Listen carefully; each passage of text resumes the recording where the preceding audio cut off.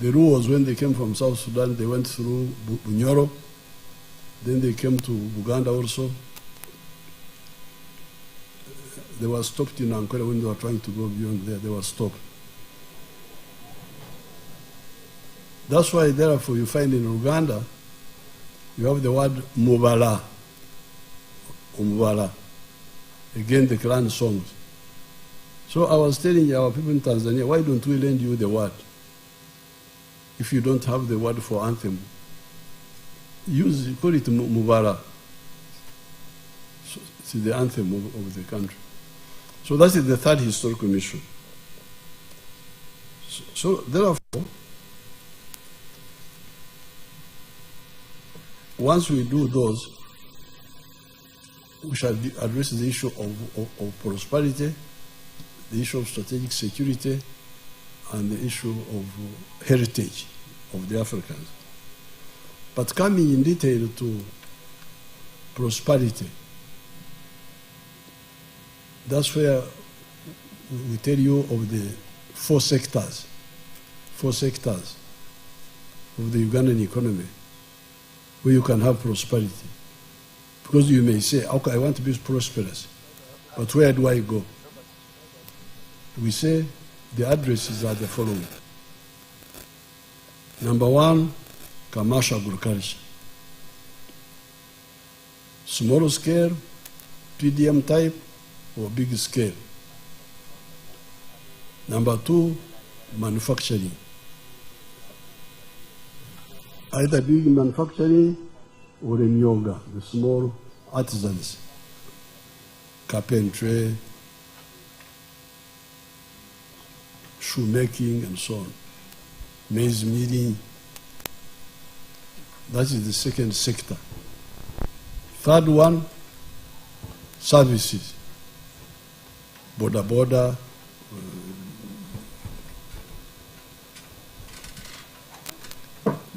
catering, professional services, etc. Number four, ICT. So that helps us to deal with the issue of prosperity, the issue of strategic security, and the issue of heritage. Now we come to philosophy. What makes man work? This confused a lot of people in the past. But Jesus had addressed it 2,000 years ago. He talked of the hired hand, the hired shepherd, who, when the sheep are attacked by the wolf, he runs away and the wolf eats the sheep. But the owner of the sheep will defend them with his own life. So that's how the NRM was able to, people had been confused with parastatals, with what? You can imagine Uganda hotels had hotels in Kampala, in Gulu, in these places. Buses, you will find the government owning buses. But when we came, we said no. Private sector-led growth. These Banyankole have their very bad proverbs, which are very crude. One of them, I can't say it here, but it means that cows are so delicate that only the owner can manage them. They mention a part of the body which I don't want to mention here. That looking after cows are like touching that part there, which can only be done by its owner.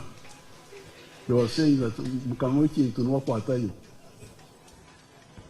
So therefore, that's how we address the issue of philosophy.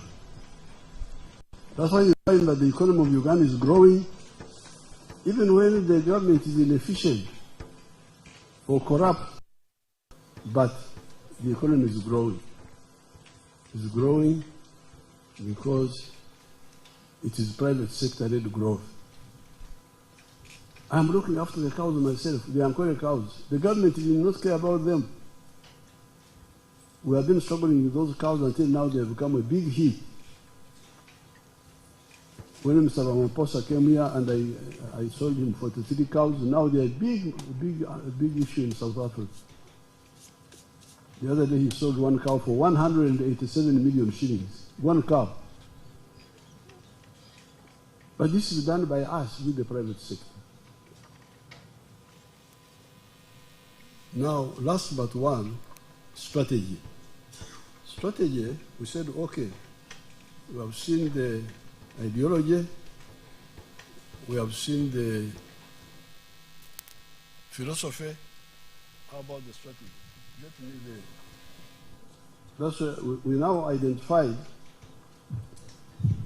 10 strategic points.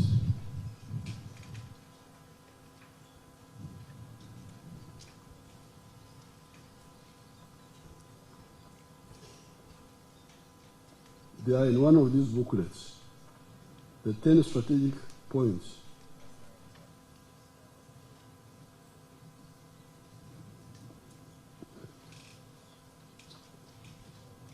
They are all here.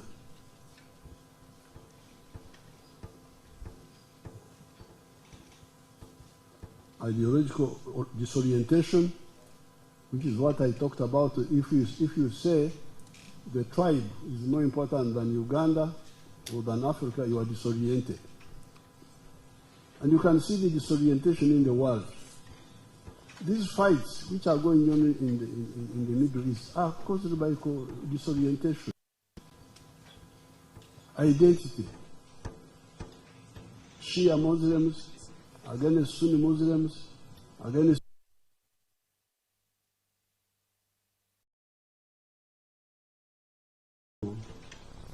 to Iran. And when I go to Israel, I tell them, but you people, you are all mentioned in the Bible.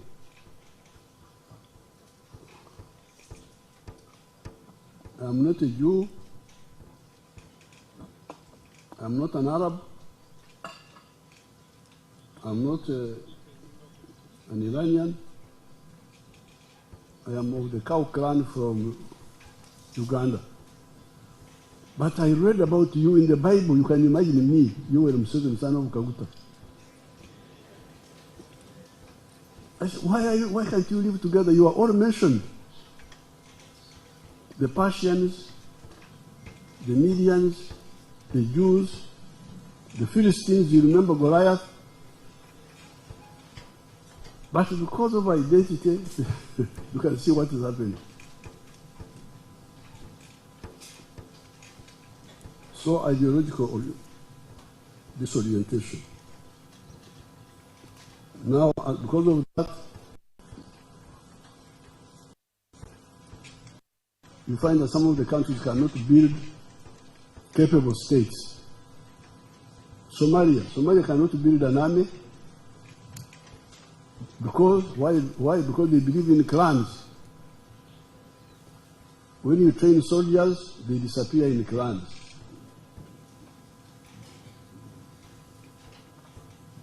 They disappear in clans.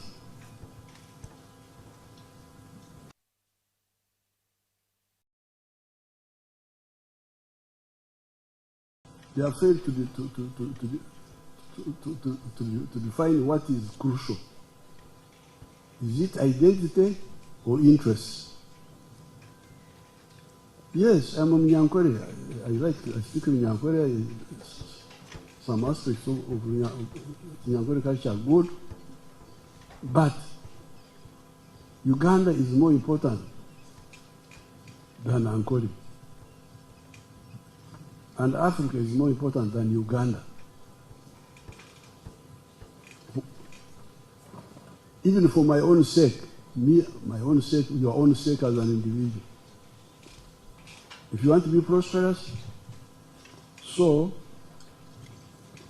when you miss number one, ideological disorientation, then you end up with weak states, weak army, weak structure.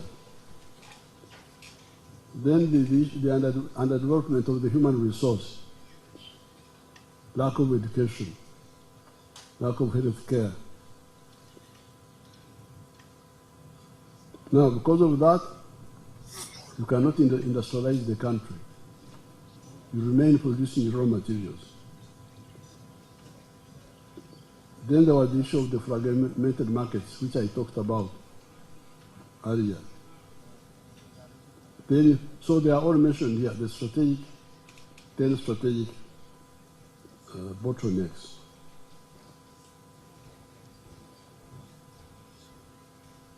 So therefore, if you capture these, you will get to the core of the NRM principles. Now finally, once you have got this analysis, diagnosis, prescription, the plans, how about implementing them? Comes the question of discipline. Discipline of we, the cadres. If you don't have discipline, even if your belief is correct, you may not implement what you are supposed to do. That's why discipline also becomes very important. Discipline covers so many things. Avoiding, because that one can cause a lot of problems. Somebody is, but because of alcohol, he is disoriented.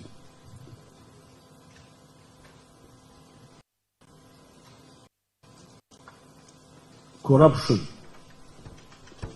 is very dangerous.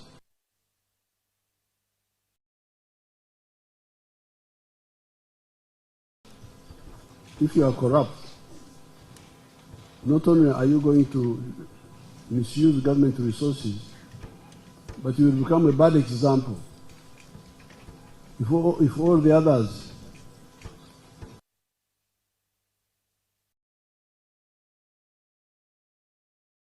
when I was campaigning, I had a lot of complaints on PDM, many places, in Sebei, in Maracha,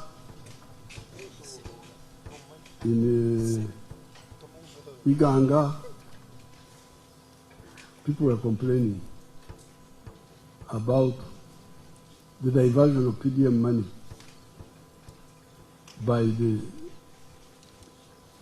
people involved, parish chiefs and so on. The only place where I found people very happy with PDM was Kasese. I don't know why. They were saying good things about PDM. There were individual cases of success, but you would hear complaints. In Buwambo here in Kampala, Kawempe, Rubaga, people were complaining. So therefore, the young cadres of the NRM who have just been elected and the ones whose mandate has been renewed, if we capture these, the summary of which I have given you, we can't go wrong. Uganda's economy has been growing very fast in spite of these mistakes. Powered by whom? By the private sector and the army, which guards peace, and the farmers. So if you, the leaders, you come as clean new brooms, don't please involve yourself in corruption. Don't please, I beg you. And I also not tolerate corruption. If it's necessary to have a new war, I will have a new war.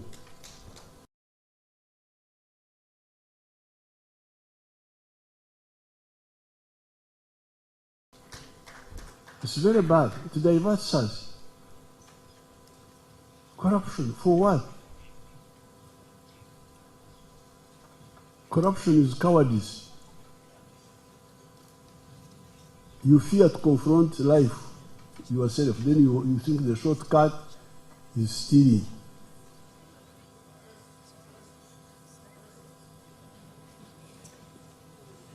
You think shortcut is stealing.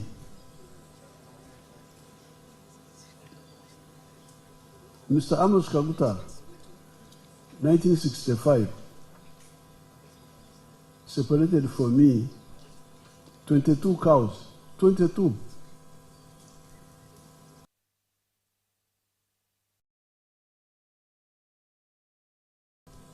You and your mother, you go with these cows. If you see my 22 cows now, there are thousands. And I'm here. I have not had time to attend to my private life. Most of the time I've been either in exile, fighting, or even when I'm here, I'm busy with other people's work. But the little time I have, the ritual that my father gave me is now big. So why do you have to be corrupt? And I feel really, I'm very proud of what I have. My cows are my cows. Because I owe nobody anything.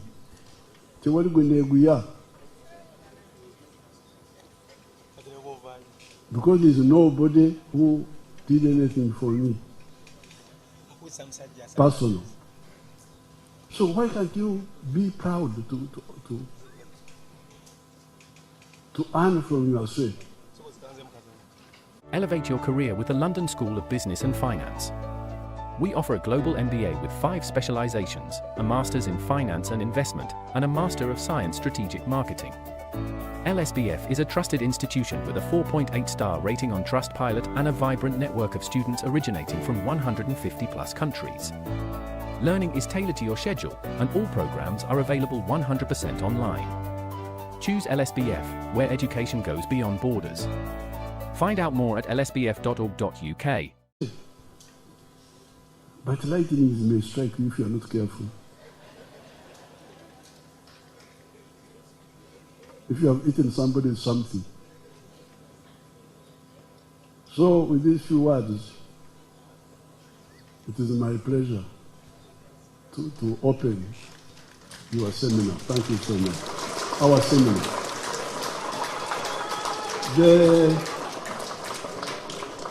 I have got a number of booklets which they are going to give you. They are all here.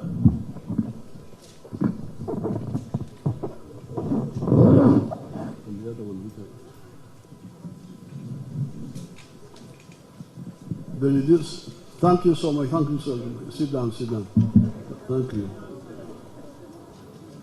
There is this one which I was using in the campaign. There are about 1, 2, 3, 4, 5, 6, 7. This one which I was using in the campaign, the 7 Matofari, you remember? You remember that? Then there's this one where I've got a picture with the Prime Minister of Japan about the 10 strategic points, bottlenecks. Then I have got this one entitled How Africa Missed the Bus of History. This one here. Then there's this one, Time for a Qualitative Leap Forward. This one here. Then I've got this one which I gave out in 2018, 4 sectors and seven activities here for economic empowerment. Then I've got this one about the cattle corridor, how we change the cattle corridor from wheels that are modified, from grass-thatched houses to permanent houses. Those are 6 of them. So I thank you and I wish you a successful retreat. Thank you very much.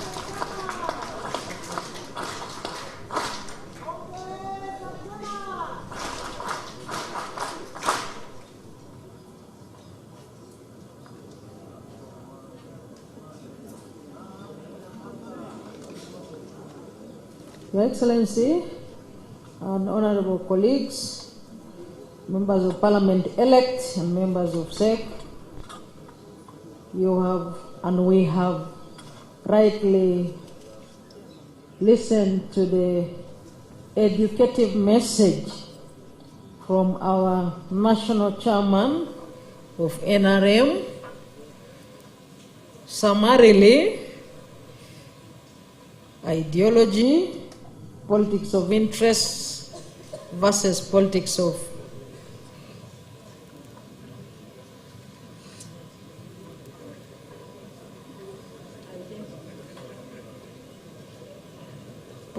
interest versus politics of that one.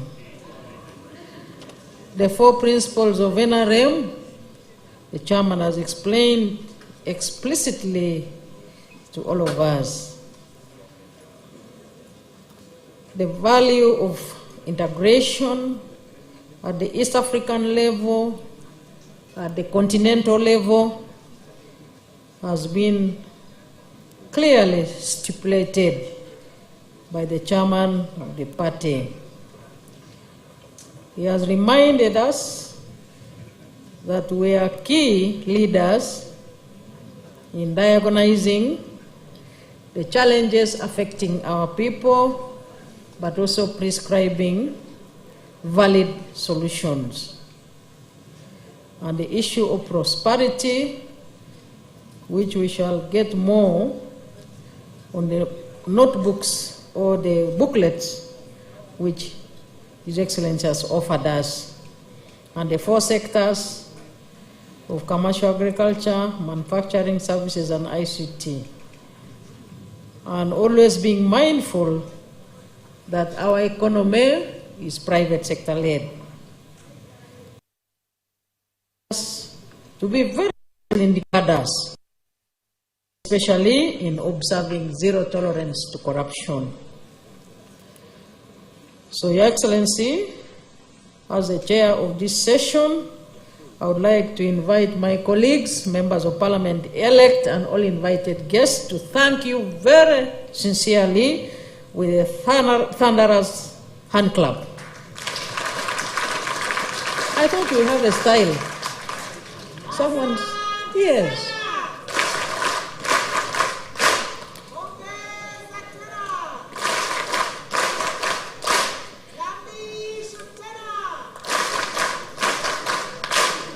Very good. Thank you very much for that morale.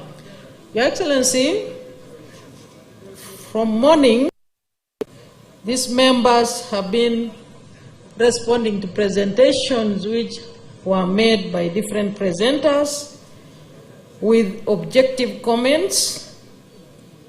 They have also been humbly seeking clarifications from the presenters, and occasionally they were asking valid questions and also supplementing the messages of the presenters with well thought out ideas. The presentation, Your Excellency, you have made is a keynote address. At this stage, if you allow, the members may make their comments on the keynote address. Subject, Your Excellency, to your guidance. His Excellency has allowed. So now, members, we are over 500 leaders here, and I am sure that we are all vision. If we speak for an hour, we can allow a maximum of 10. A maximum. May I have 10 leaders marching majestically? Leaders walk majestically. And once you count yourself to be number 11, you can have 5 the other microphone, 5 on the other side, 5 the other microphone, and then 5 on this side. If you are number 6, and number 6, you may take your seat as we wait for the 10 to make their submissions, and then His Excellency may wish to guide further. 1, 2, 3, 4, 5. 1, 2, 3, 4, 5. Leaders. Your Excellency, the President of the Republic of Uganda, Yoweri Museveni, and our father, and all the government dignitaries. With due respect, I would like to say I am Johnson Kezekia Nyeko of Lamour County. Your Excellency, we thank you very much for the security you have given us, you have given this country, because without security, development is impossible. Having said that, I would like to speak about what you talked on space station, on space and the moon.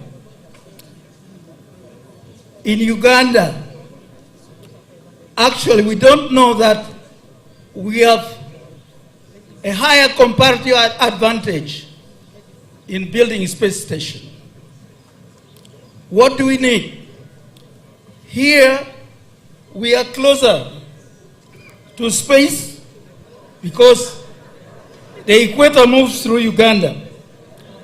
We are closer to space than Cape Canaveral and Eurospace Station. And what we need is the knowledge.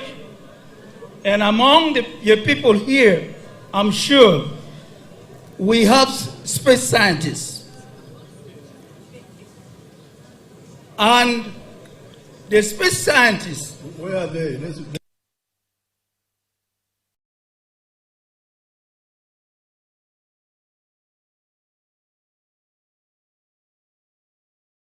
we also need fuel to drive the spacecraft. And the fuel we need is hydrogen, which we get from agriculture. In Nwaya now, we are able to isolate hydrogen from agricultural waste, which we use to drive bioengine that drive dynamos, and we have made power stations. What is your training? You? What is your training? We are using that. No, you. I'm an investor. I'm a businessman, and I've been in business for 40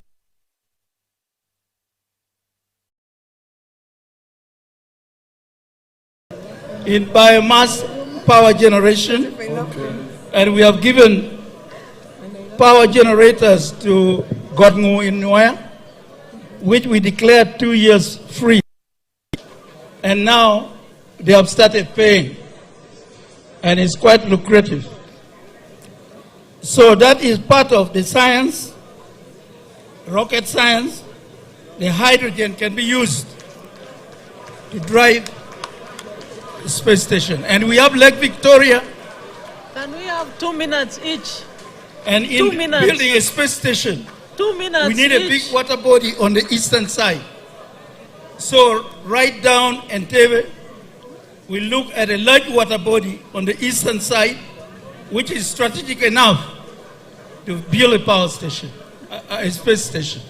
Thank you. Thank you. Let's have 2 minutes each and go straight to the point. 2 minutes each.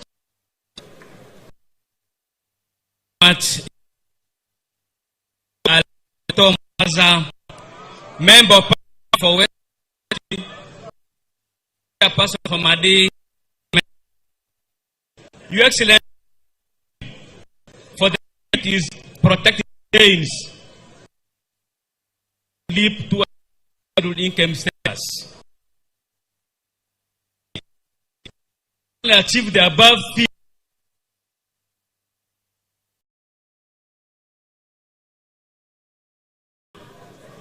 As said by you, Your Excellency, there is a need for us to have tractors in all the rural areas in Uganda. And more so, and in West Nile in general, and in Moyo district in particular, we need tractors so that we can leap into middle income status. Secondly, Your Excellency, there is a need for us to have electricity.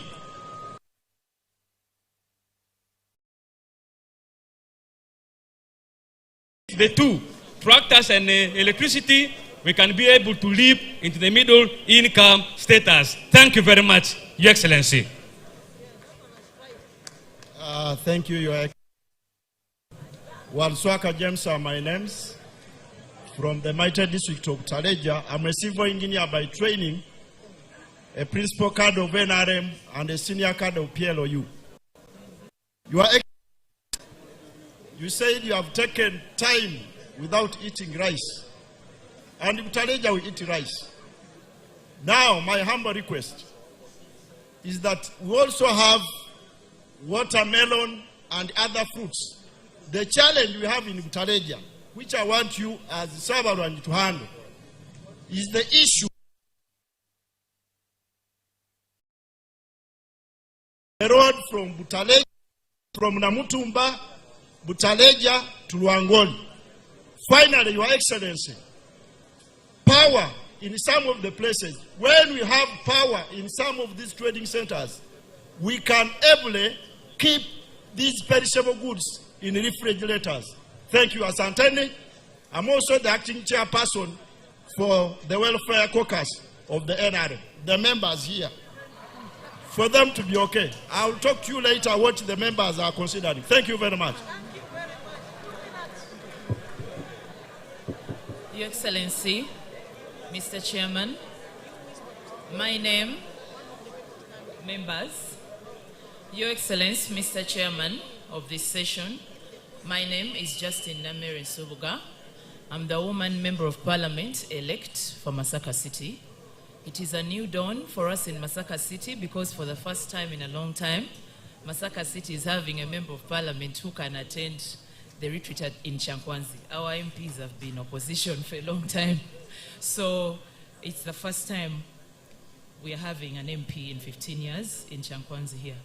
Your Excellency, as you were teaching today, as you were giving your keynote address, you were very clear that if you want people to prosper, discipline, no corruption, or at least to the least, zero tolerance to corruption.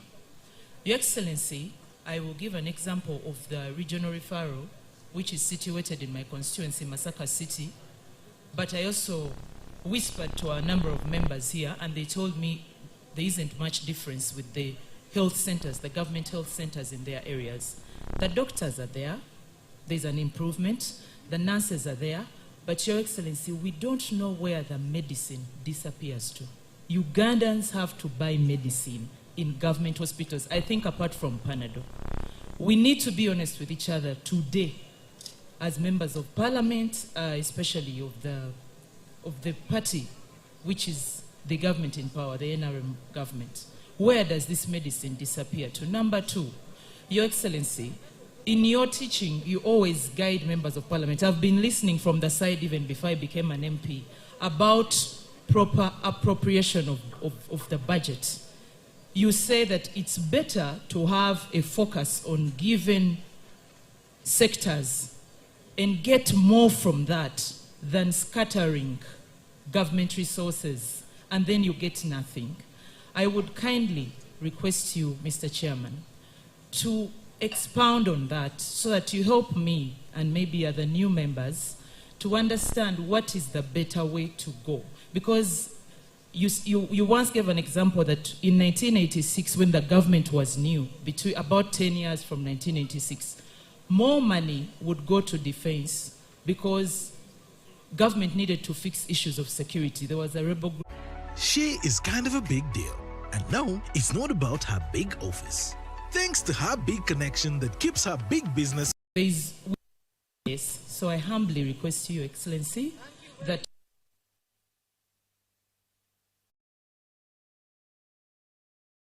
Excellency, my name is Alfred Dakasi. I represent the people of Kabremaido. Sir, I would like to thank you, especially for your presentation this afternoon. I thank you for what you said about corruption. I also thank you for the comments you have made about tribalizing politics. Your Excellency, I suffered under tribalizing of politics. And I would say maybe all of us, the 3 members who came from Kabremaido, even though we won, we suffered. And I would like to request you to be very firm on this one. If it even costs disqualifying candidates in the next elections.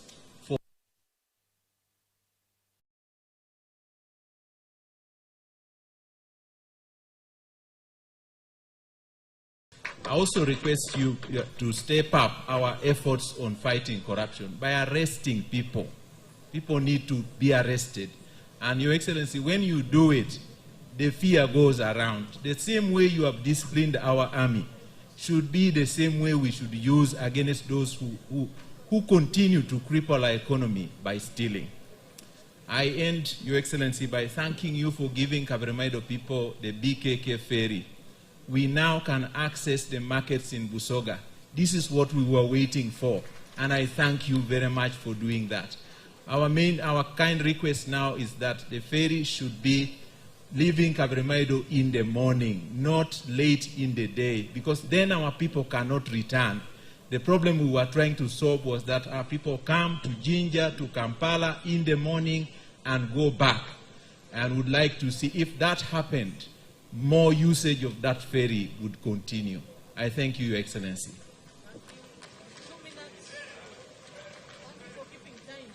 Thank you so much, Your Excellency, for this day and your message. My name is Alioni Odria, Member of Parliament, Aringa South.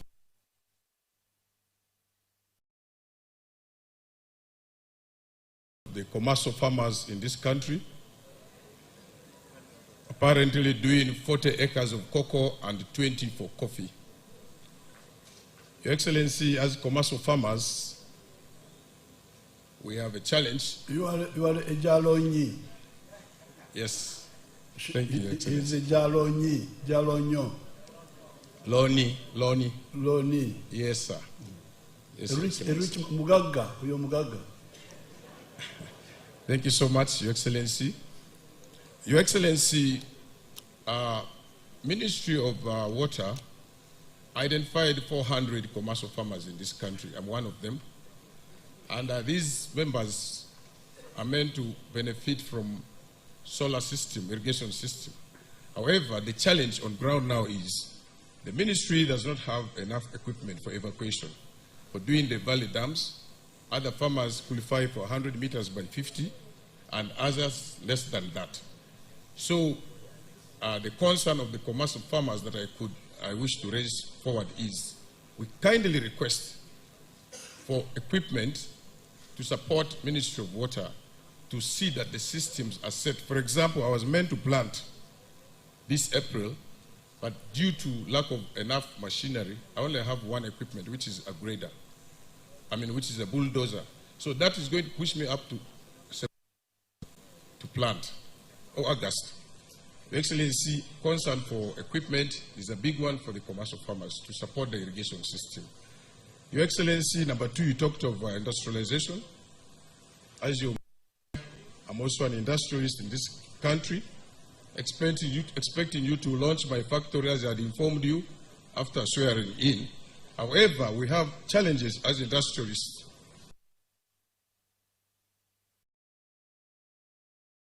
colleagues will give you some highlights. We still have a challenge with the importation of raw materials that are not within the country, taxes. That's also another cry. Lastly, Your Excellency, when it comes to the issue of corruption, you know that in this 11th Parliament, we have gone through a lot in relation to issues of corruption. And you made it clear in Kololo last year that you used to hear.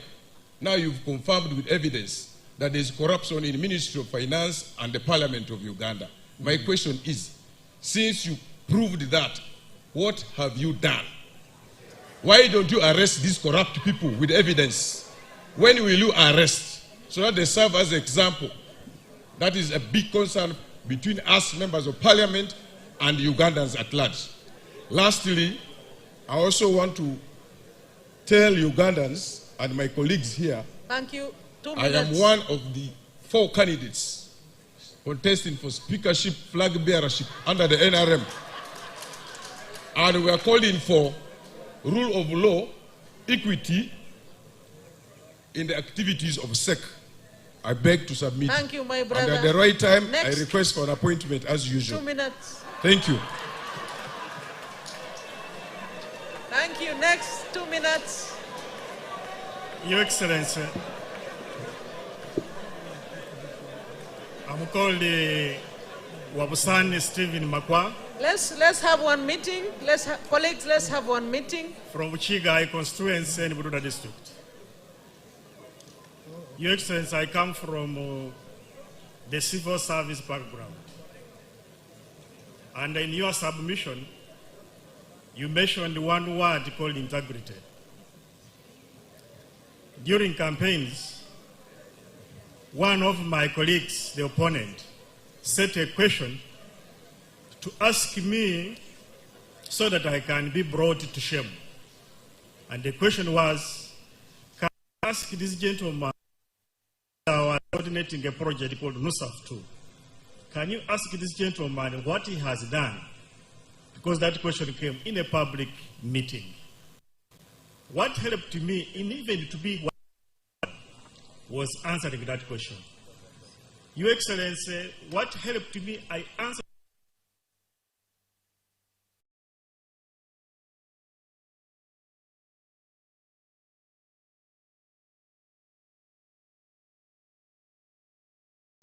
Ended up giving zero tolerance, one to corruption, and therefore upholding integrity. Then I went ahead and I said, now, after NUSAF 2, we have NUSAF 3. I also asked, can you ask these people who has been there, whom I'm contesting with, to also give accountability publicly? Your Excellency,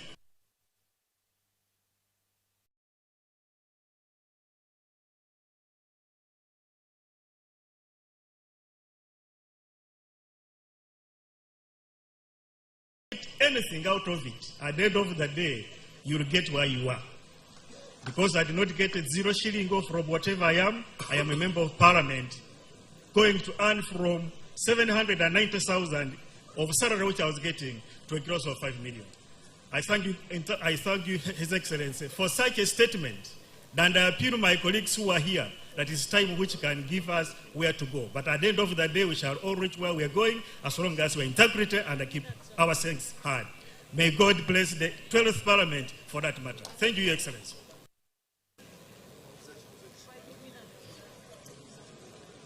Your Excellency, I'm Onesimus Twinamasko, MP-elect Bugangai's East in Kakumiro. Your Excellency, you mentioned of the African Continental Free Trade Area, strategic security, political federation of East Africa, guarding of African heritage, and the 4 economic activities that can solve prosperity. Your Excellency, on the issue of guarding of African heritage, Africa has been flooded with GMOs, GMO foods, that reportedly fuel several potential health dangers, allergies and immune disruptions. And Africa seems to be losing the traditional indigenous seeds. So, Your Excellency, my question is, how shall we as African leaders solve this issue? Because we seem to be losing African heritage in as far as food is concerned. Thank you so much, Your Excellency. Okay, thank you very much. Now we are changing to 1 minute each. You go straight to 1 point, so that we can have time for responses. Yoweri Museveni. My name is Honorable Retired Major Joseph Kakoza. I come from Mubende. I represent Bwekula constituency. Your Excellency, first of all, I would like to thank you for the good work you have done to this country. Thank you very much. Your Excellency, I also thank you for having identified me in 1979 and you recruited me in the army and you sent me for cadet course in Munduli Intake 17 long. Your Excellency, I served in the army up to the year 2002 when Brigadier Kasige retired from politics. You again identified me and you told me to leave the army and I joined politics. I performed very well. I was the chairman of the district 2 terms unopposed. Then I was an MP, and now I've come back as an MP. Your Excellency, my problem, I've been telling it to you. When you retired me from the army in the year 2002, my name was omitted. I was supposed to be promoted. And you promised, yes, you promised to give me a honorable rank. Your Excellency, I remember you directed Afande Kazin, you also directed Nyakailima, but both of them died. Up to now, Your Excellency, I'm now 70 years old. I am waiting for that rank. I have not got that rank, Your Excellency. So, Your Excellency, I'm now requesting for that rank. Thank you very much, Your Excellency.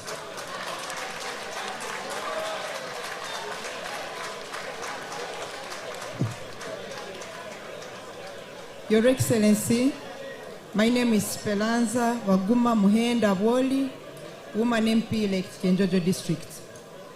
I thank you for your presentation, where you've taught us that for us to achieve prosperity, everyone must be able to produce a good or a service.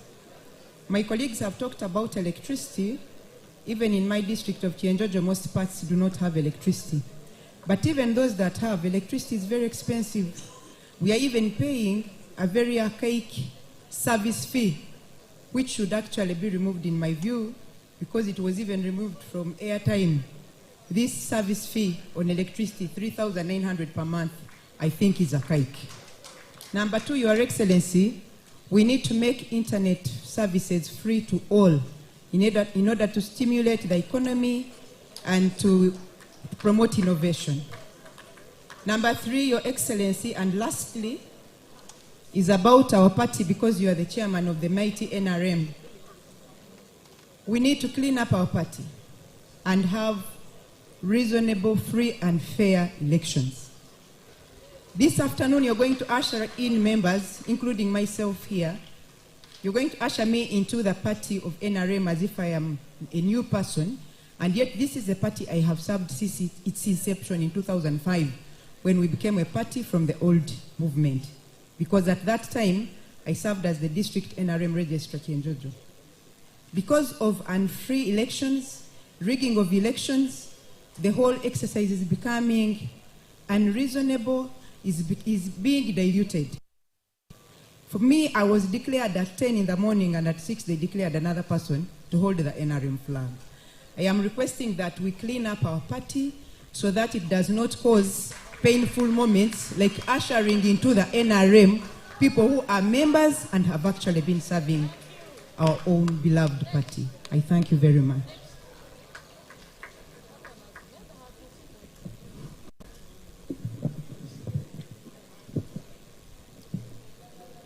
Thank you, Your Excellency, the President of the Republic of Uganda, the Vice President, the Prime Minister, the SEC members, the Honorable Ministers, and Honorable Members of Parliament.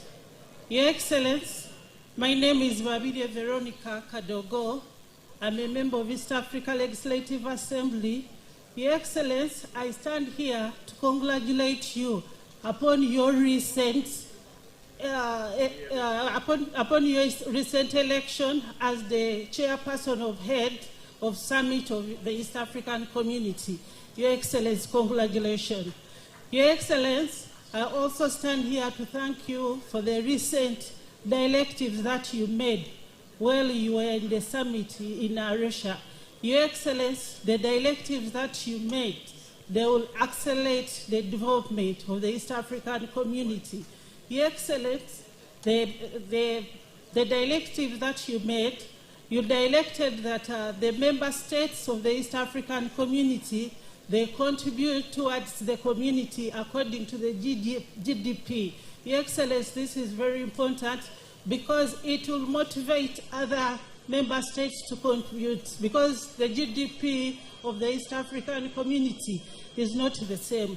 Your Excellency, this will enable a country like Kenya with the highest GDP of US dollars of 136 billion US to pay the highest, compared to a country like Uganda with the GDP of 66 billion US dollars, and also Uganda will pay higher than a country like South Sudan with a GDP of 11 billion US dollars. Your Excellency, those directives that you made are very important to the community.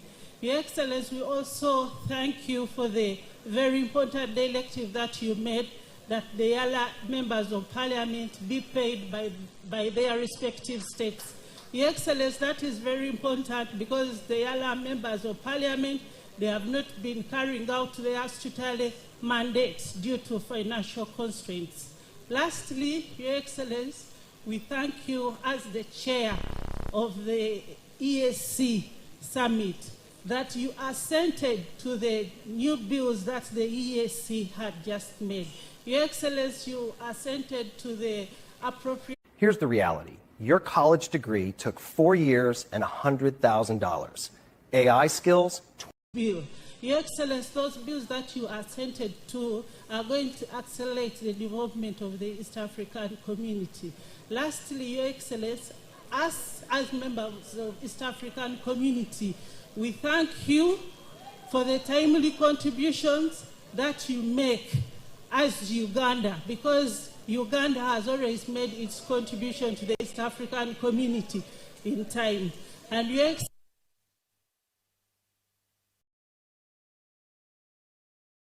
an appointment to come and meet you so that we can discuss on how best the directives can be best implemented. Thank you so much, Your Excellency.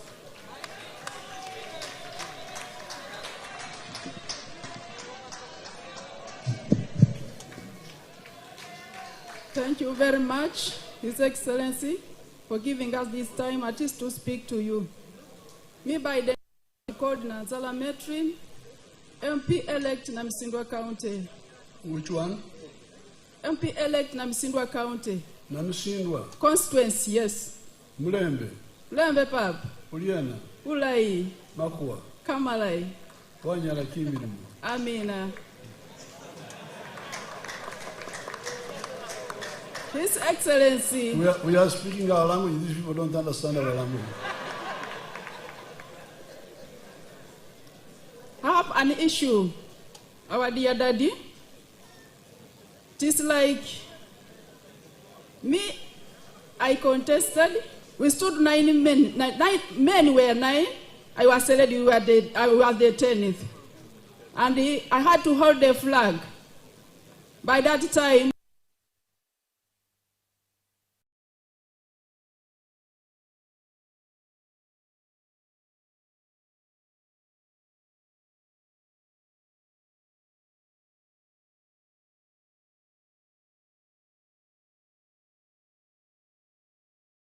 they say they are all dead.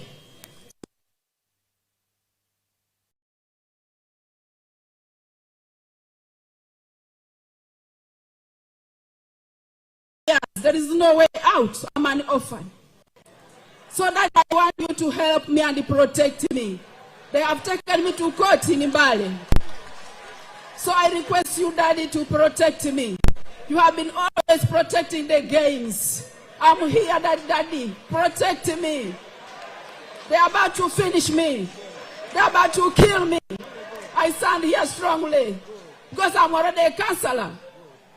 I'm serving as a councillor, 2 sub-counties, Sekurula and Bungati. I'm finishing that race, but they didn't come out. Why now are they raising that I'm not a Ugandan and I'm a Kenyan?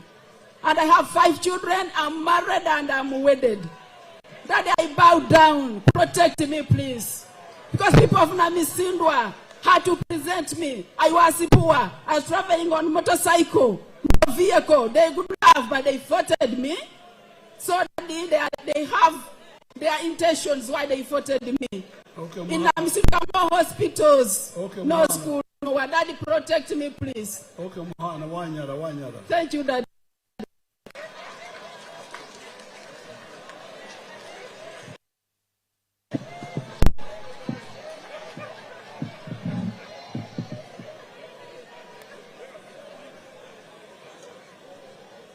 Thank you, Your Excellency. Otabe Wellborn Odia is my name. I'm the MP elect for Aro North, which is found in Pade district. I have to make. Number 1, delighted that you have appreciated the contributions coming from private sector. It is now my humble appeal that the different sectors within government should really come on board so that we begin to promote what we call the public-private sector partnership. Like in the line of education, we have got so many private schools. Right now, they are struggling to support Ugandans. It is my humble appeal that these private schools should also be supported the way government-aided schools are being supported for effective support to our community members. Number 2, Your Excellency, I'm so much delighted that there are so many books that you have written. It is my humble appeal that if possible, we should disseminate, we should take these books to all the learning institutions so that our students, our pupils are really given good orientation right from the onset. Last but not least, I come from Pade. I want to give the report that this time round, Pade gives you 87.13%, the second best district from Acholi South Region. But Pade has never seen, and they don't know how ministers look like. Thank you.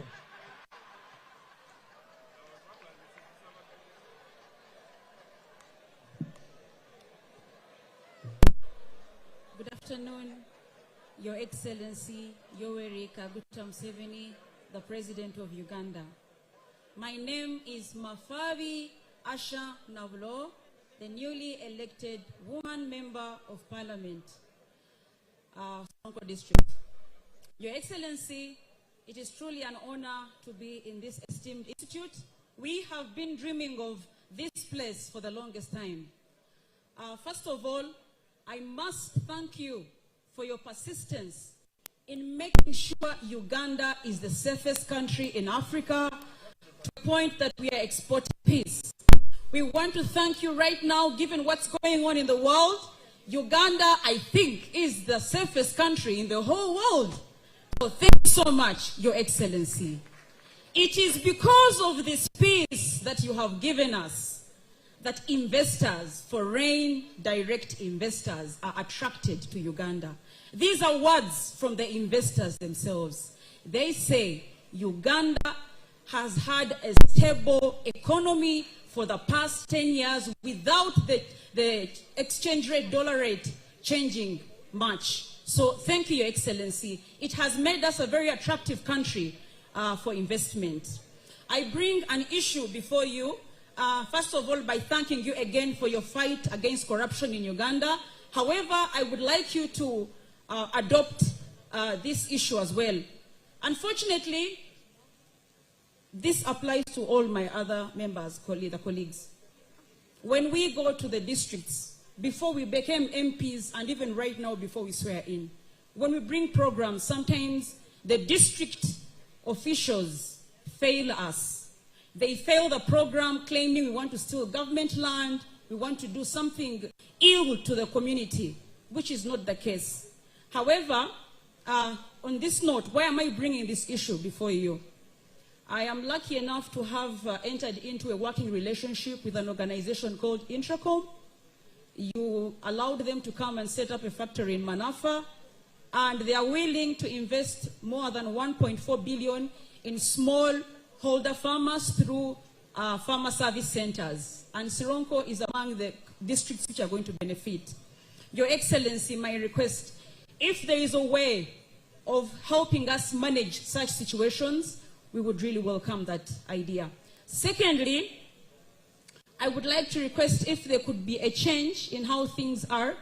Instead of waiting until May to swear in, could we swear in shortly after the elections, probably a month or 2 weeks, at least 2 weeks?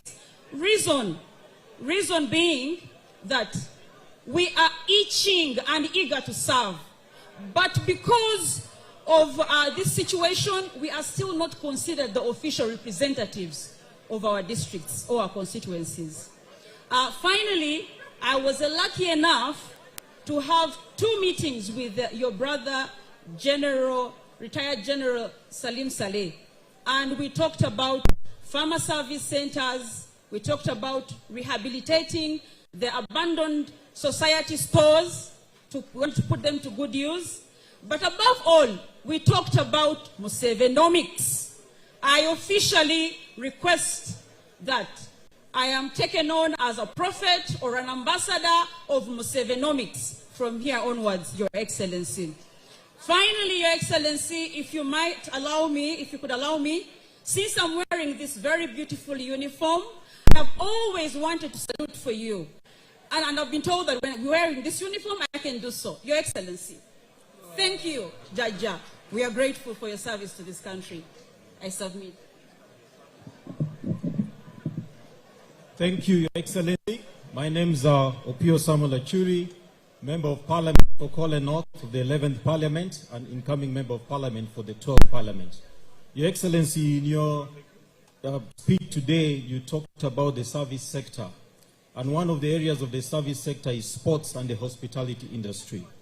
We want to thank you, Your Excellency, for ensuring that the Akibwa Stadium is constructed in Lango Sub-region in Lera. And we've been expectant that it will host AFCON. However, we've got information that Akibwa will not be part of AFCON. And correspondingly, the critical infrastructure such as the roads, Kona Yer, Kona Bohecheme Bobi Road, the Gulu Airfield, which is to be upgraded, the accommodation facilities which will have been supported, we've not heard of them being considered. We've seen billions of shillings allocated for upgrade of Hoima Regional Referral, but we don't see any for Lira Regional Referral. We've seen billions for upgrade of accommodation facilities for Hoima to host, but we've not seen the same for Lango sub-region. We are appealing to you, Your Excellency, for us to protect the gains in Lango, which gave you 84% of the votes, that these projects proceed. If we want to be ready for AFCON, Your Excellency, at least prepare us to be ready for World Cup by having the necessary facilities. Secondly, Your Excellency, you've talked about discipline, and we want to talk about the issue of corruption. As members of parliament, you've asked us to do oversight. I've done a lot of oversight on Emioga, on PDM, on roads. But the biggest challenge we are facing, Your Excellency, the investigative agencies are not coming forth in time. The delays take a very long time, and even when the reports, even when the evidence is there, we're not seeing much action taken. I want to propose, you had indicated last time that the public standing orders should be amended. I want to propose that this be accelerated, and if possible, it should not only be the cows who are transferable, even the heads of department in the districts and senior positions be transferable. But at the same time, Excellency, I also want to appeal that within the Public Finance Management Act, there's a provision that where someone is not able to account for funds, they should not be allowed to be vote controllers. Their cases are presented before the IGG, they have been investigated, confirmed these people have not accounted for funds, but funds continue to be advanced. So I appeal for your support so that our oversight role can be strengthened. Lastly, Your Excellency, you've talked about skilling, and your presidential hub in Lango takes up about 240 every year. But as members of parliament, we've also added our voices and complemented. I've trained about 1,000 youth in carpentry, in tailoring. And several times you see the office of the national chairman distributing sewing machines, distributing welding machines, but Your Excellency, they have never crossed Karuma and come to my constituency. So I'm appealing that the office of the national chairman comes to Kole North and supports these 1,000 youth that have been skilled with sewing machines, welding machines, carpentry machines, and all that they will need for hairdressing and other vocational skills. I thank you. Thank you very much, Your Excellency. On making contributions and comments, if there are members who overlapped their comments beyond the keynote address, Your Excellency, take responsibility. For those members who made very valid comments in line with the keynote address, Your Excellency, that is the quality of our discussion here, and I thank them very sincerely. 5 booklets of His Excellency the President have been distributed. Please read them at your free time, because that is the extension of the keynote address. Your Excellency, if you allow, I will now invite you to make comments on the contributions that the members made. Thank you. Oh, thank you so much for the comments. The man from Abim, who is a businessman, but I thought he was a space scientist.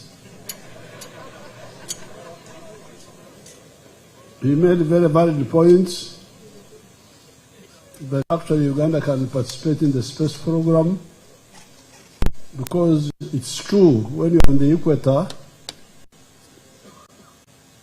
it is easier to launch satellites. And indeed, we are going to launch 2 satellites, one in a lower orbit for security and the environment, to see the deforestation and so on, and then another one for broadcasting. We are going to launch 2 satellites. But I was saying that if Africa is united, because this will be in the lower orbits, but we want to go to the high orbits, up to the moon. This will not go to the moon. they will help us with see terrorists from space, but we need to do more. Now, Tom Azar reminded me about tractors for Moyo and for other farmers in Uganda. Do we have somebody from agriculture here who can comment on the tractors? Yes, the minister is here.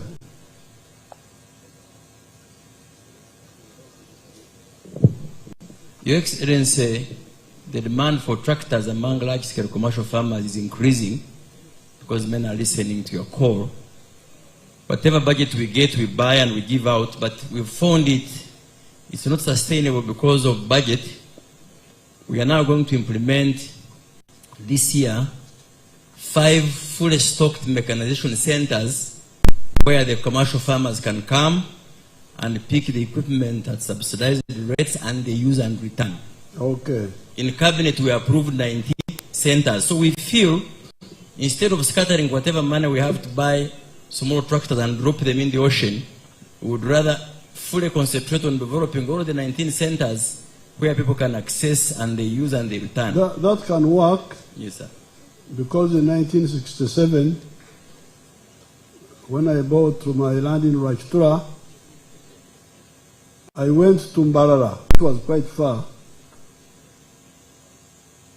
There was a tractor mechanization unit there with a Mnyoro man called Kateva.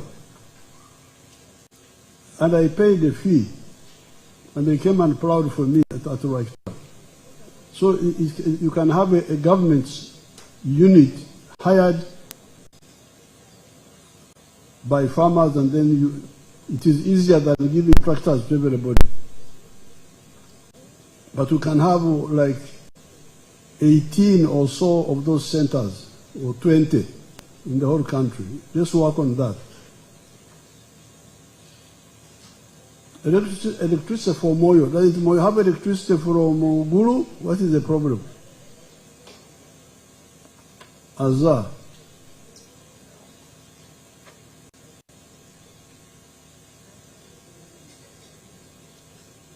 Because we push the electricity from Atiak to Ajumani to Moyo, I'm sure. Thank you very much, Your Excellency. Initially, our power is from Owen Falls via Gulu, Ajumani, then Moyo. Then thereafter, it was upgraded from Karuma via Arua to Moyo. Oh. But the issue there is it is very unreliable. It's very unreliable, so let's off and on. Okay, NIJ, who is here? Answer.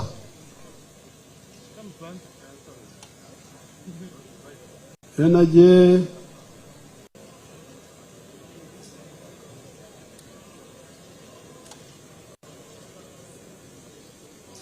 What is the problem?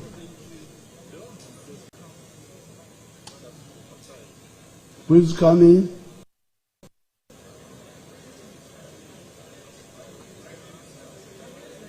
If there is nobody here today, the organizer, Todwong, you call somebody to come and answer sometime when we are still here. Is nobody today? You can call a PS tomorrow, she can come and answer. Your Excellency, we shall invite them to come tomorrow.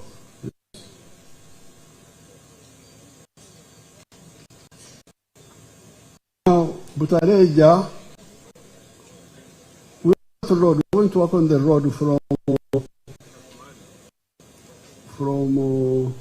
Bugisu to Butareja to Namutumba. That road who has been struggling with, we shall work on it. That road. From the school, what is the school in Bugisu? Navumari. Navumari, Namutumba, Butareja, Namutumba. We shall work on it.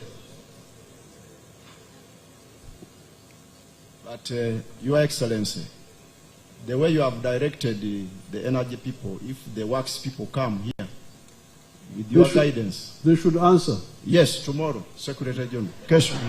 Thank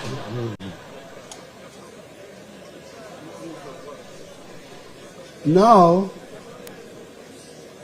for the Butareja people, this Chivaro, the Chura, Otita, Aymar, of rice. When I was there recently, I said, what is the Chivaro? The one who claimed to earn highest told us, who were all there, that the highest you can get is 5 million shillings per acre, per annum, including costs. So I'm saying, you people, why are you keeping my people in poverty with the rice? Why don't they go to coffee, other things we can earn more? Waruswaga, why are you keeping my people in poverty under rice? He's one of the people who is keeping them there. Your Excellency, in fact, when you came, someone misled you. You know, sometimes people come on the microphone when they don't have data, but you are rushing to Tororo, and you had 2 rallies there. So what is the Chivaro now? The Chivaro there, if you ask the Minister of Agriculture, when they rehabilitated the scheme, Your Excellency, people get in an acre more than 10 million shillings. Yes, I'm telling you, the Minister is here. Let the PS come and answer tomorrow of Agriculture. It is a fact. Okay. It is a fact. So our people are safe? Yeah, they are safe. Very the good. only issue is the road and power. Thank you. Very good. Now, our granddaughter Namere, I want to introduce you that young girl who was a very young girl when I went there. She was small. Now she has been a fighter in Masaka. They almost killed her. You know, when you are, I think she may be honest. That's why they want to kill her. She's been fighting corruption there. They had cheated her results. You tell them the story how you invaded me at Rwakitura. She came to kill me, so I said, please don't kill me. Your Excellency. Baganda bano bwajja kunumba. Kambabulire, Your Excellency. Kubanga. Speaking, I speak English. Yes. Okay. Thank you, honorable members. Your Excellency, much obliged. Thank you so much for giving me a special minute to go through the insight of what happened in Masaka City. First of all, I want to thank you, Your Excellency, and Mr. Chairman of our party. They came to attack me. That because of your intervention when we came to attack you. Just hold on. Yes, Your Excellency. The elections were on the 15th of January. Results were announced on 17th. People came to attack me on. Yes, Your Excellency. People? I came with 27 people. You see how much I was in danger? Yes, Your Excellency. These young people came and they said, you old man, bye-bye to you. We are finished with your NRM.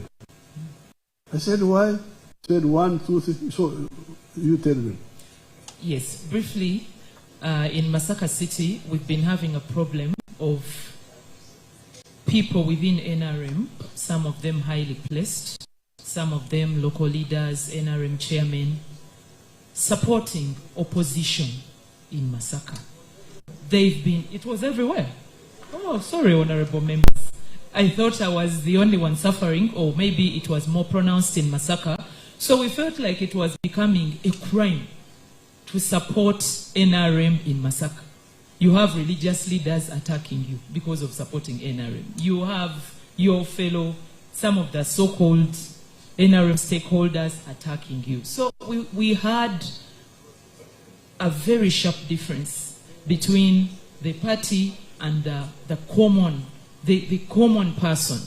The speaker, Right Honorable Nalongo, I want to thank her. She had tried to intervene, but I think by the time she tried to intervene, she was so engaged with so many other things. Even the Right Honorable Todong, we had shared, but he was also all over the country trying to assist the general picture.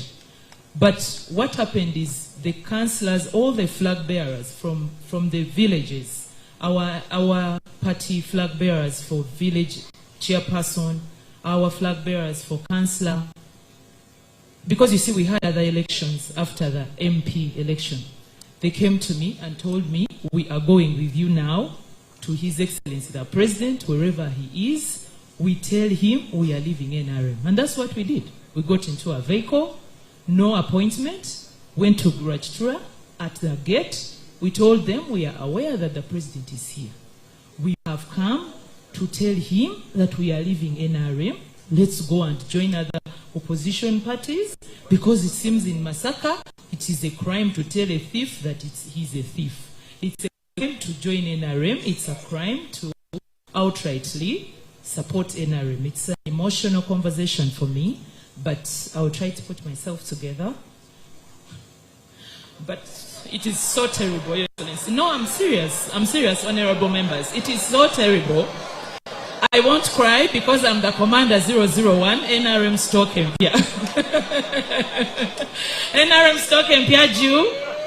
So, Your Excellency, NRM Stock Empia means like the new stock, the new breed of NRM. People that can stand up and make a case for the political party, which is NRM, the mighty victorious movement, without fear. Okay, you sit down. Now, so, what happened? Sit down. Thank you so much, Your Excellency. So when they told me that, I'm not somebody who believes just stories. So I said, what proof do you have? They gave me some contacts, which I checked, and they confirmed their story.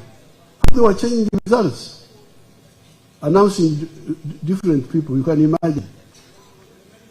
And government people were involved, police and so on. So I moved in, removed the police commander there, removed him. Then I also made some, I talked with the electoral commission, they removed the returning officer. That's how they had a recount. Because you tell them what had happened with your votes.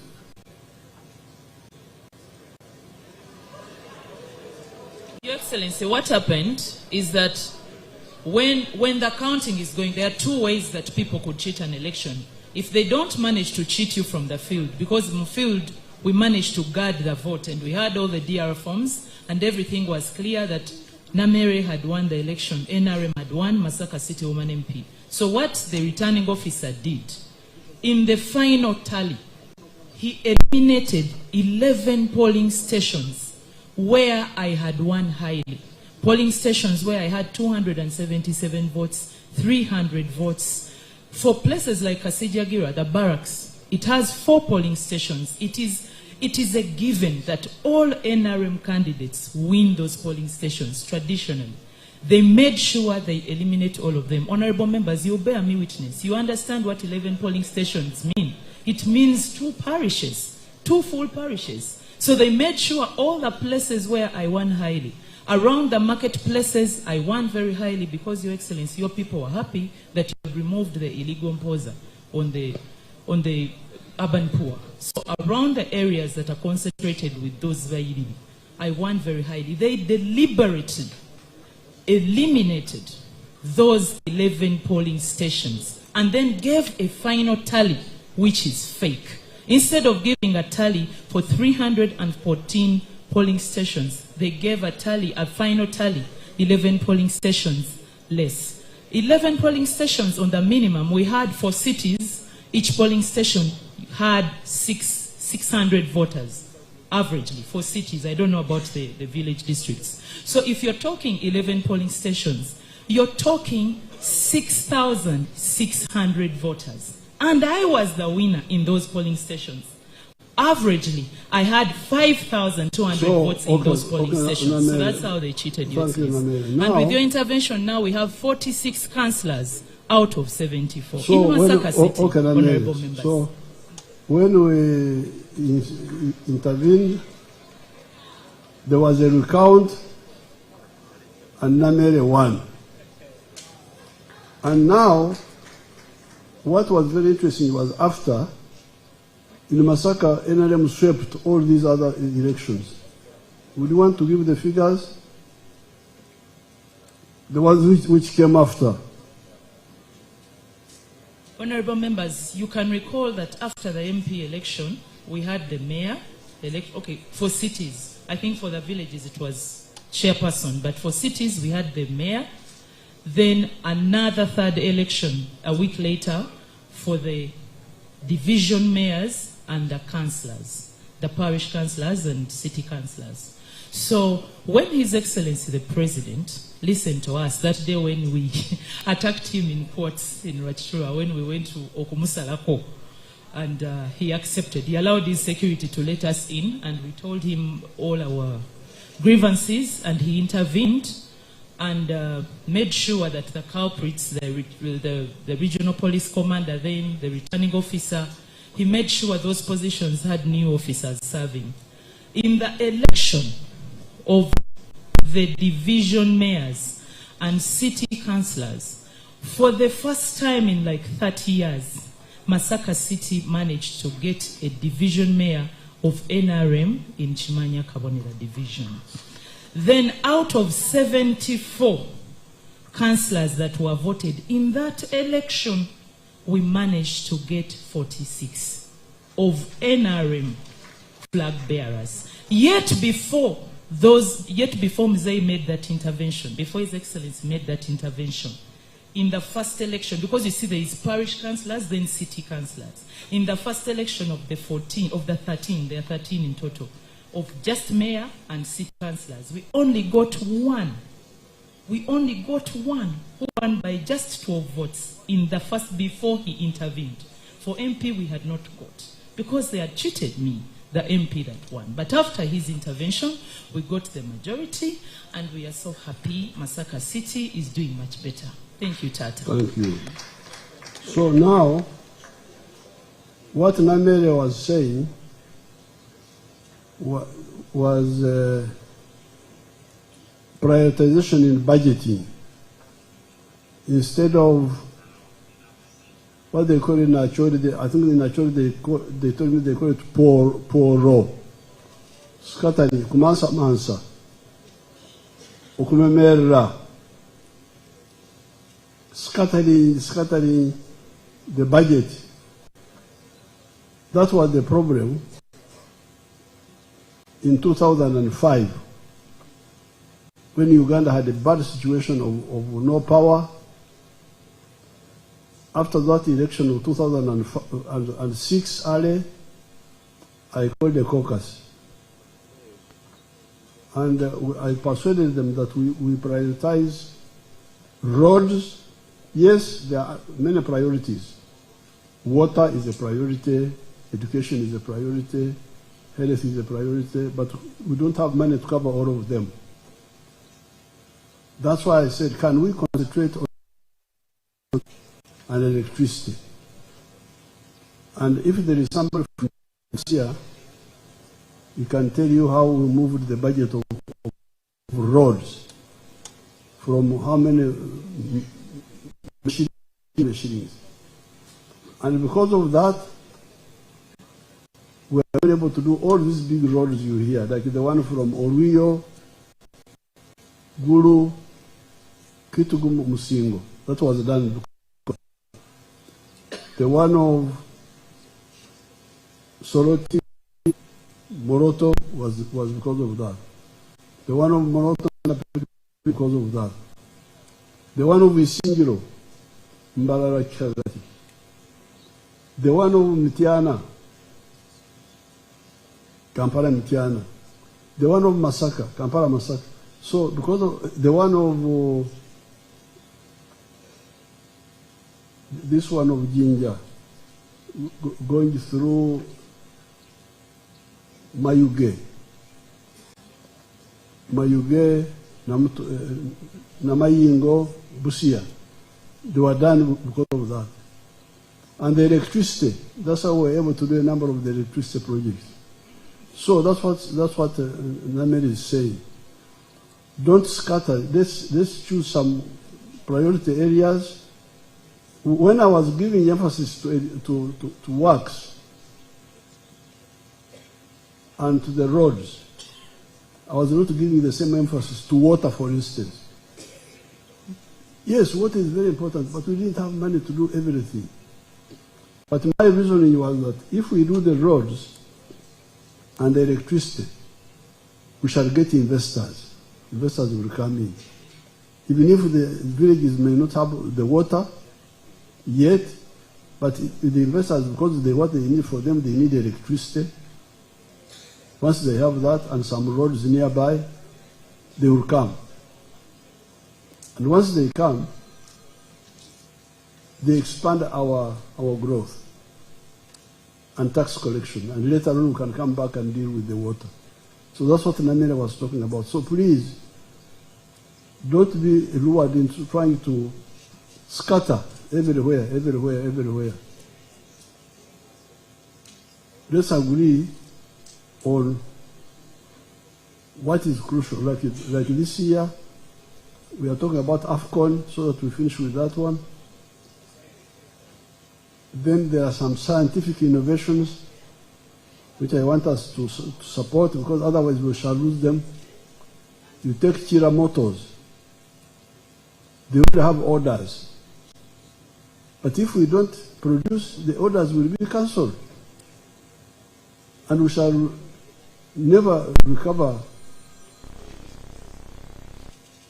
that reputation again, because people have ordered. If we don't fulfill the order, our reputation is finished.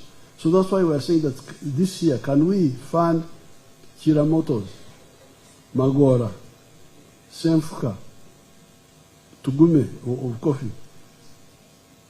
The good thing is that some of these expenditures are one time. You do it, you don't have to do it again. Some of the costs are not recurrent. They are not like salaries. So that's what Namene was talking about, the prioritizing among priorities.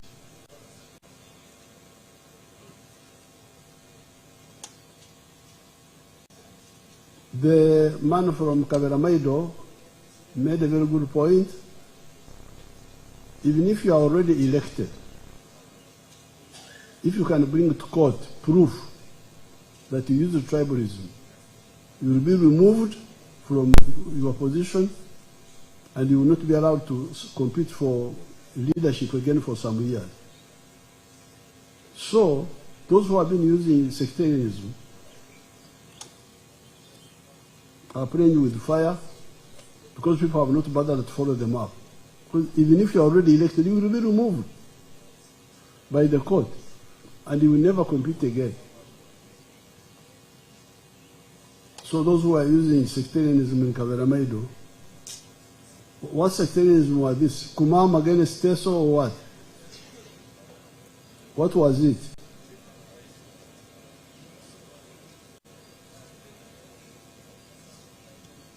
Your Excellency, it was about Kumam versus Teso, Kumam versus Lango, and things related to that. In my particular case, my opponent, who was a member of parliament for Kyoga North, had lost his election there for being chair of the party and also flag bearer. Dubai. Yes, Your Excellency. So when he came to Kaberamaido, he said, I belong to Teso, I should also be displaced. Your Excellency, that was a very bad example for a cadre who has been a cadre of our party for a long time. And it also was disfranchising to our people. I thank God that the people of Kaberamaido have proved that wrong. by voting me and voting my other friends, despite the fact that these particular allegations were actually false. Good. I thank you. Thank you. But even if he's elected, he can be disqualified. Just bring evidence to the court. Well, he lost. Very good. That's true.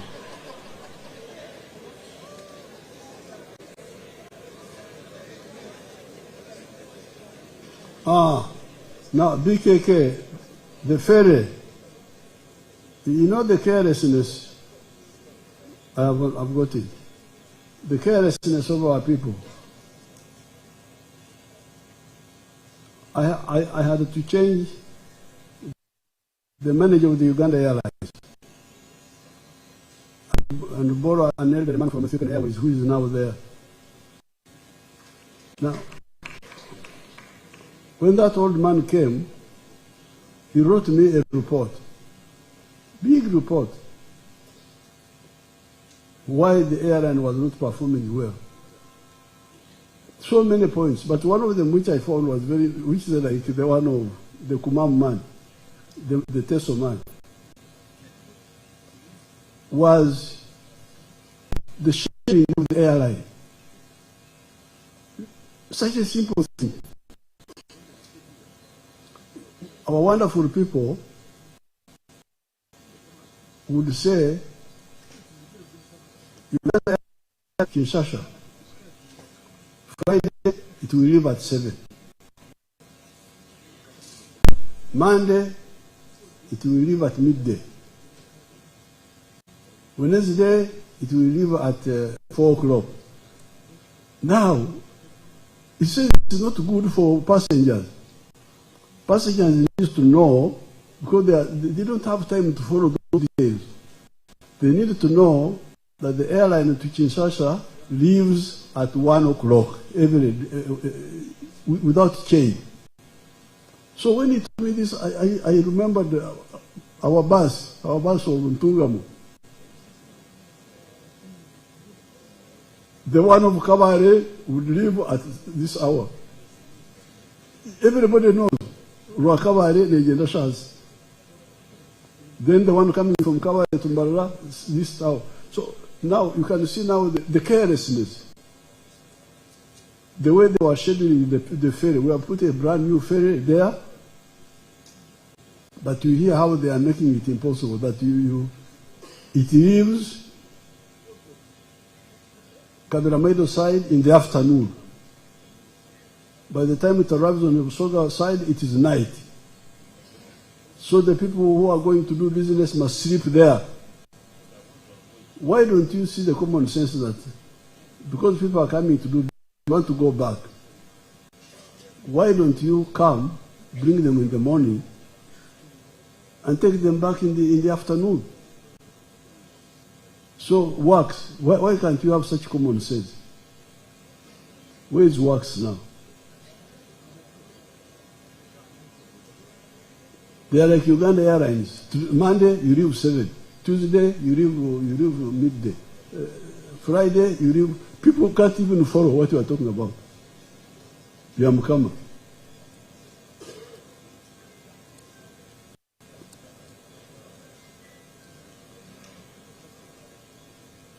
Your Excellency, the ferry they are talking about, you launched it 2 months back.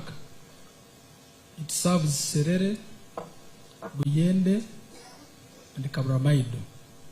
Initially, our engineers had put the infrastructure for accommodation of the crew the side of Buyende.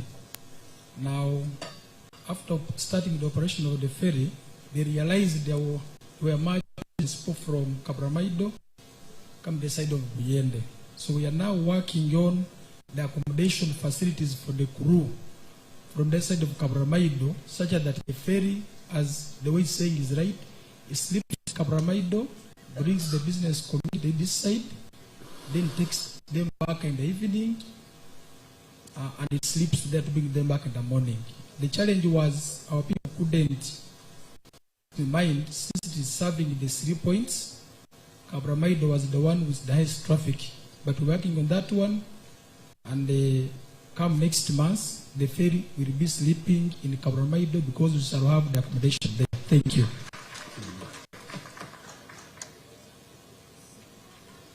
Now, Odria is a rich man with cocoa and solar equipment and dam equipment. Tumwebaze, how do you handle Odria?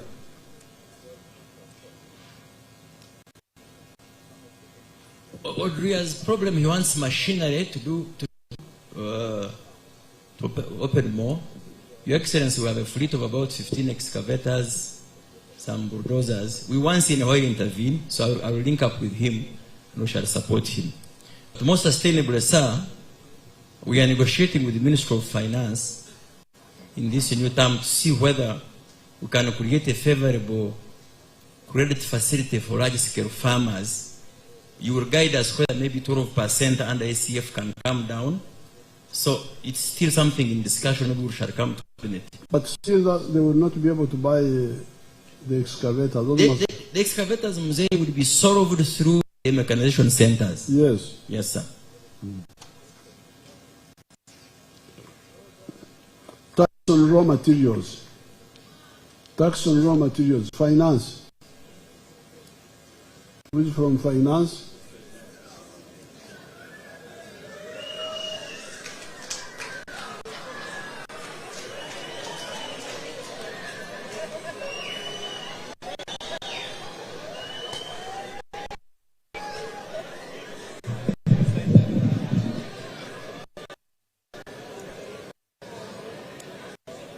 Because raw materials which are not produced within Uganda or within Africa should have zero tax. So what is the problem? Your Excellency, every product or instrument has got a tax. In this one, I really don't know. I'm being very frank. Maybe you could allow me to speak with Musinguzi why he's doing the way that way.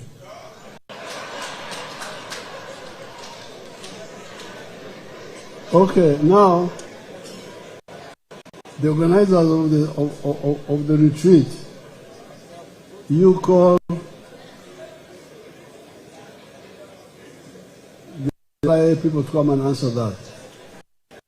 Because raw materials, because they are raw materials, they are what we call intermediate products.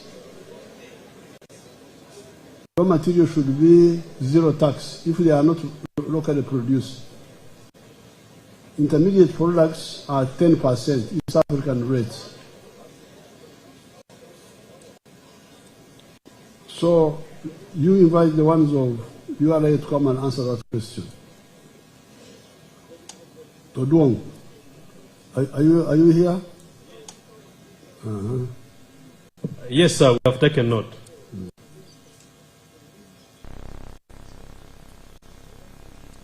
Now, why are you not arresting corrupt people? Oh, they were arrested. You remember they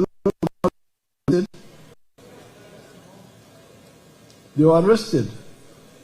Namuju,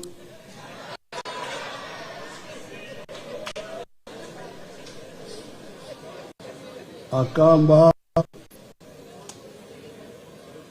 and so on. And many of them repented. And once you repent, there is forgiveness.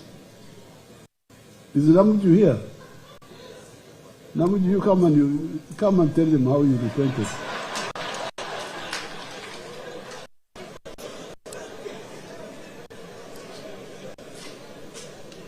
Where is Namuju?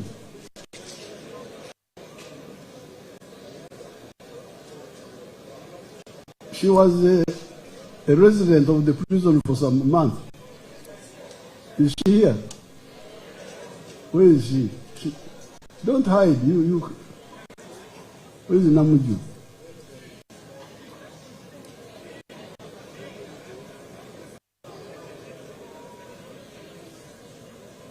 They were arrested. They were arrested. They were arrested and then they were tried and then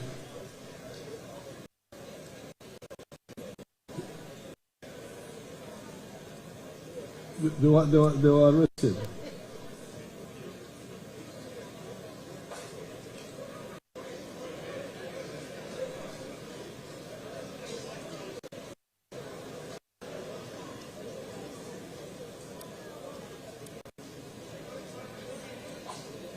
Odia also is standing for speaker. That one we shall discuss at the right time. Because SEC had recommended that we maintain the two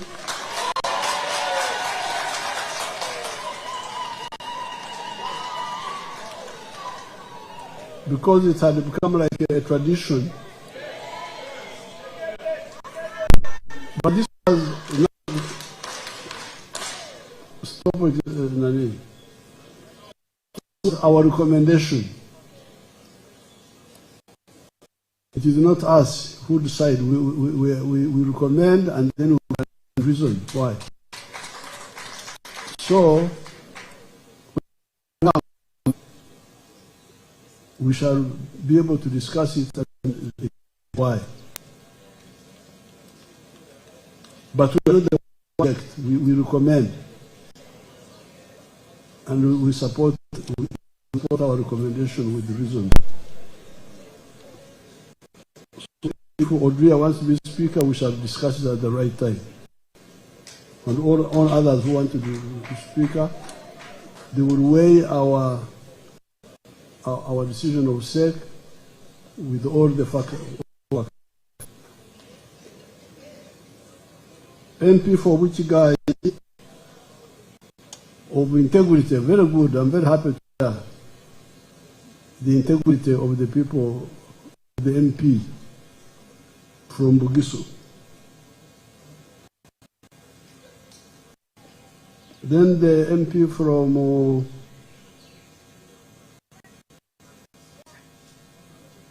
Kakumiro, GMO foods.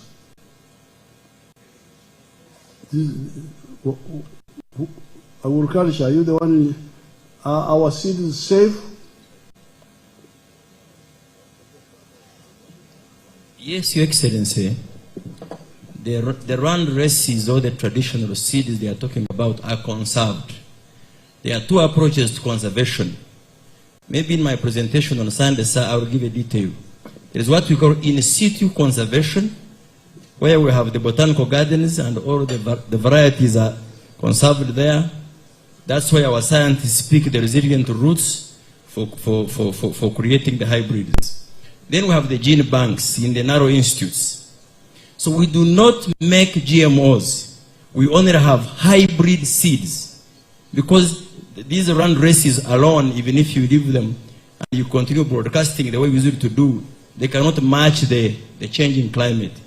So we do not have GMOs. We may not be sure whether there couldn't be infiltration, but from our own institutes, we do not have GMOs. GMO seeds have one issue. They kill certain parts of certain DNA and manipulate it using science. But we are not doing that. Our seeds are resilient, and Your Excellency, our scientists at NARO are doing a good job. Okay, then you explain it more. Major Kakoza is complaining about promotion. You are now 70, you are a major, and you have not been in the army for a long time. Yes, maybe I would have to check with the army people about the ceremonial run. Because now if you are a retired reverend, Sit down, Kakos. Sit down. Remain seated. It's all right. If you are a retired reverend and you say, although I'm retired, promote me to be bishop.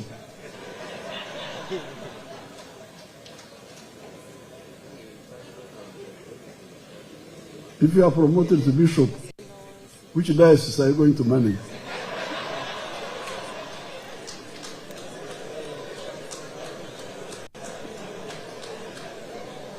But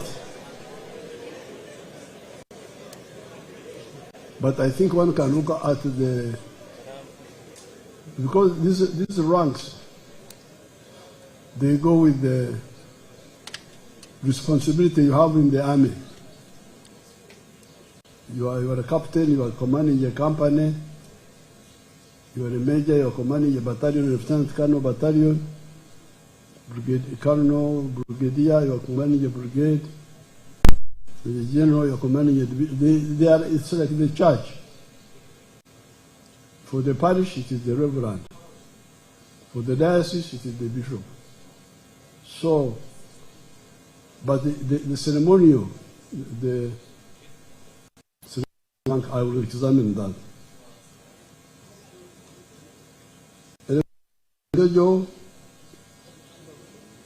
Maybe they will answer tomorrow. The service charge, what is service charge?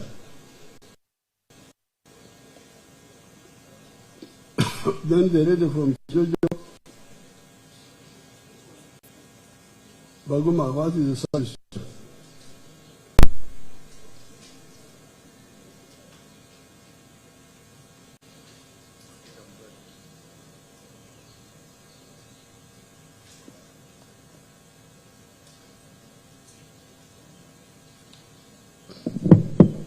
Who is charging you?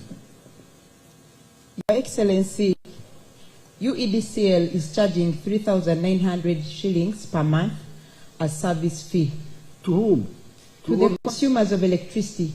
And even when they are cut off and they spend months without electricity, for you to get reconnected, you have again to pay that service fee per month, times the number of months you have been off, and then you are able to pay for electricity again. So please, the person of energy tomorrow will answer that. Okay, Your Excellency, thank you very much. Now, internet service is being free. Is that really wise? It can't be free. Do we have somebody from ICT? Service charge, internet charge being free. Let somebody come and answer it. Todong. Now the NRM primaries. I have had a lot of complaints on the NRM primaries. But what I normally insist on are you see, even because like where we get very good case,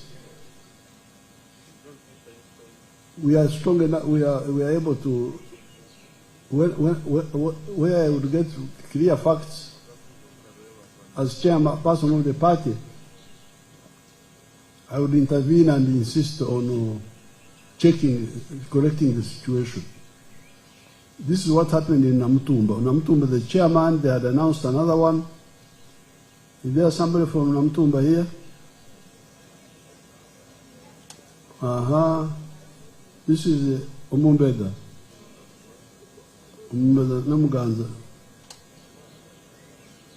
She's always in battles with some.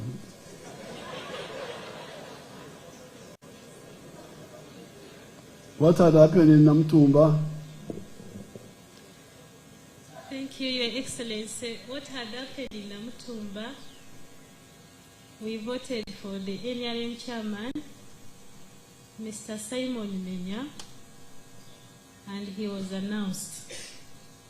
After being announced, the person he was contesting with, Nalewonaiga Gamalia, petitioned the NRM Secretariat, and they cancelled Simon Menya, saying there is no chairperson, without even listening to him, and even without giving us reasons as to why they had cancelled him.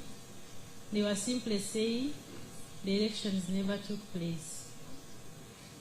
So, Your Excellency, you engaged your lawyers and your people to investigate this matter, and clips were there which clearly showed that the elections had taken place. They showed the vote counting, and they showed the declaration of the chairperson, who was Simon Miller. Yes. Your Excellency. So I think the problem we have. Okay, sit down. The others, what are you saying? Anything additional? Thank you, Your Excellency. By the names, I'm Honorable Joel Waiswa, MP elect for Siki County. Now, to my side, I was declared the winner during the NRM primaries. I was taken to the tribunal where my win was upheld. Later on, the colleague, the one that was versing with, proceeded to the court, and the ruling was given prior to the nomination, and the card was taken away. I thank you, Your Excellency, that later on here I am, because the people of Namtumba did it, and I emerged the winner. You came as an independent? Yes, I'm an independent candidate. Mm-hmm. Okay. Thank you, Your Excellency. By name's Natsita Betty Mpongo, woman-elect Namtumba District, and the same happened to me. In the primaries, we failed to have we tallied all the results, and I was simply denied to be announced as the winner of that election.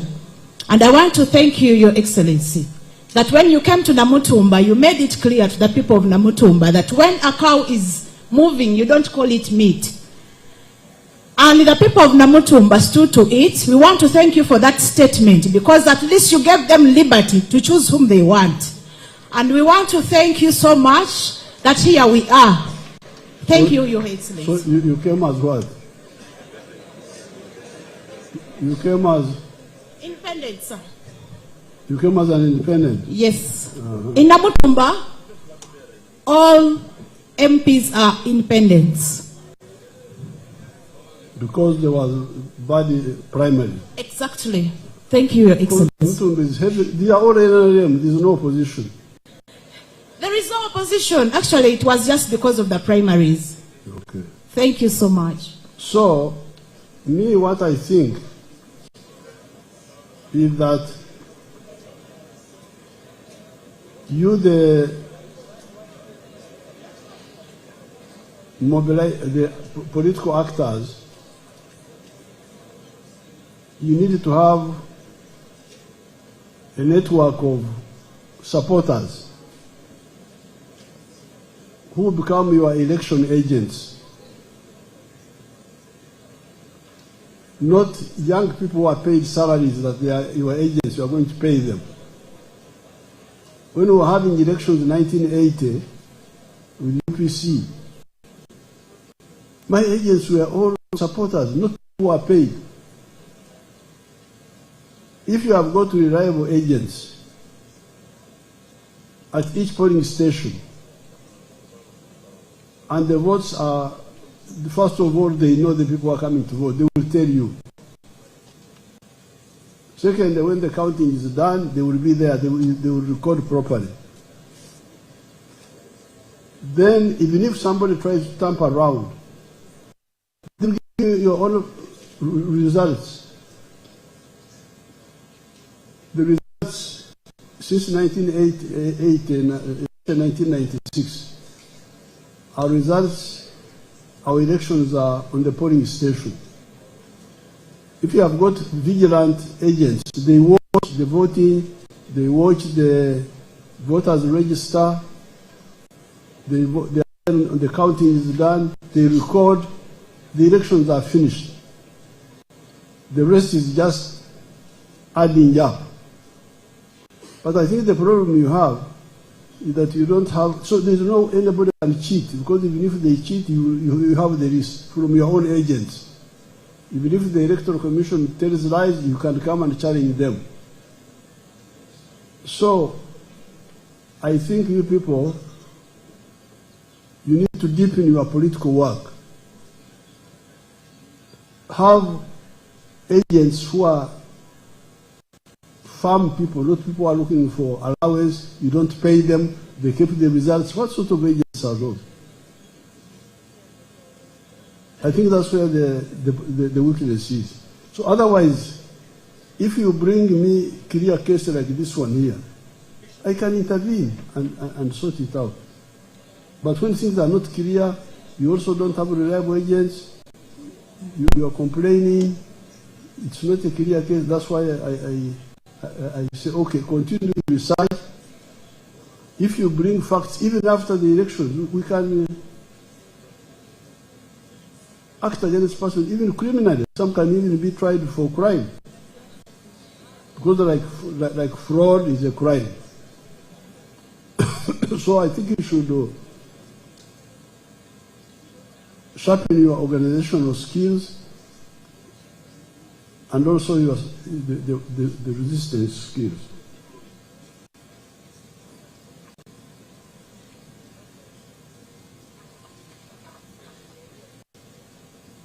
Yara, I have noted what you said,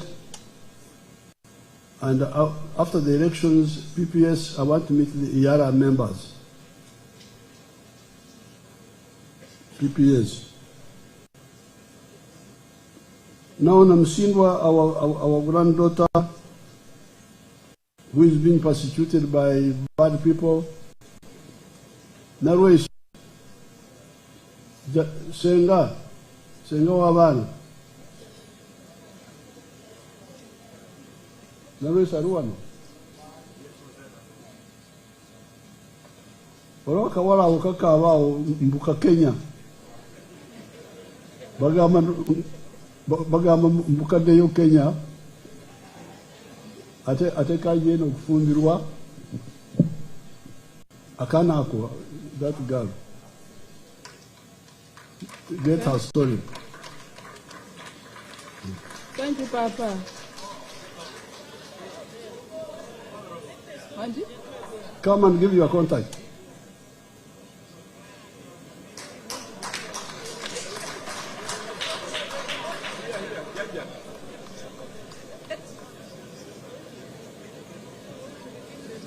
Now, the MP from Aru wants us to support private schools. Aru, please. Private schools, I'm struggling with government schools. Now you want to add on private schools. No, Aru, you are not fair. Aru, this is Achoribur. You're from Achoribur?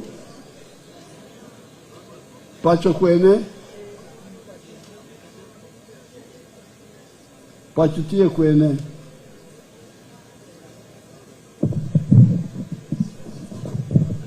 Your Excellency, Pachotie Lagoti. Lagoti, yes.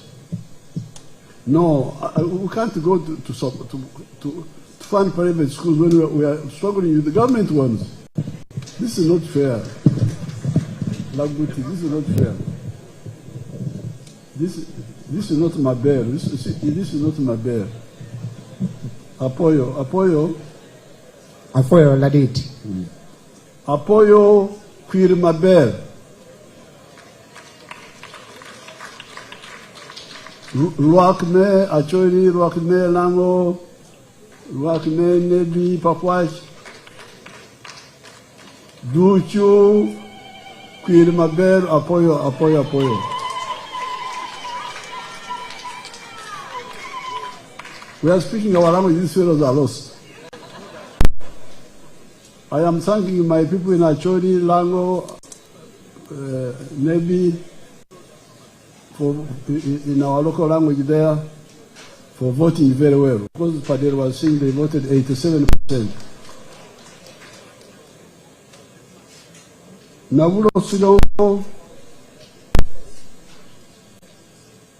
what she's saying is one of our Indian people said, Uganda is the land of the 3 P's. 3 P's. Peaceful, pleasant, and profitable. What we describe Uganda as, Nabulo is everything the same. But you are saying the local government officials fail projects. How? Nabulo.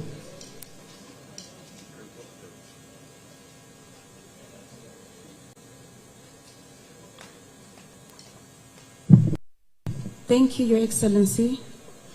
I recently invited Intracom to come to Sironko so that we can start a farmer service center program whereby we are rehabilitating the abandoned warehouses or stores that used to belong to societies.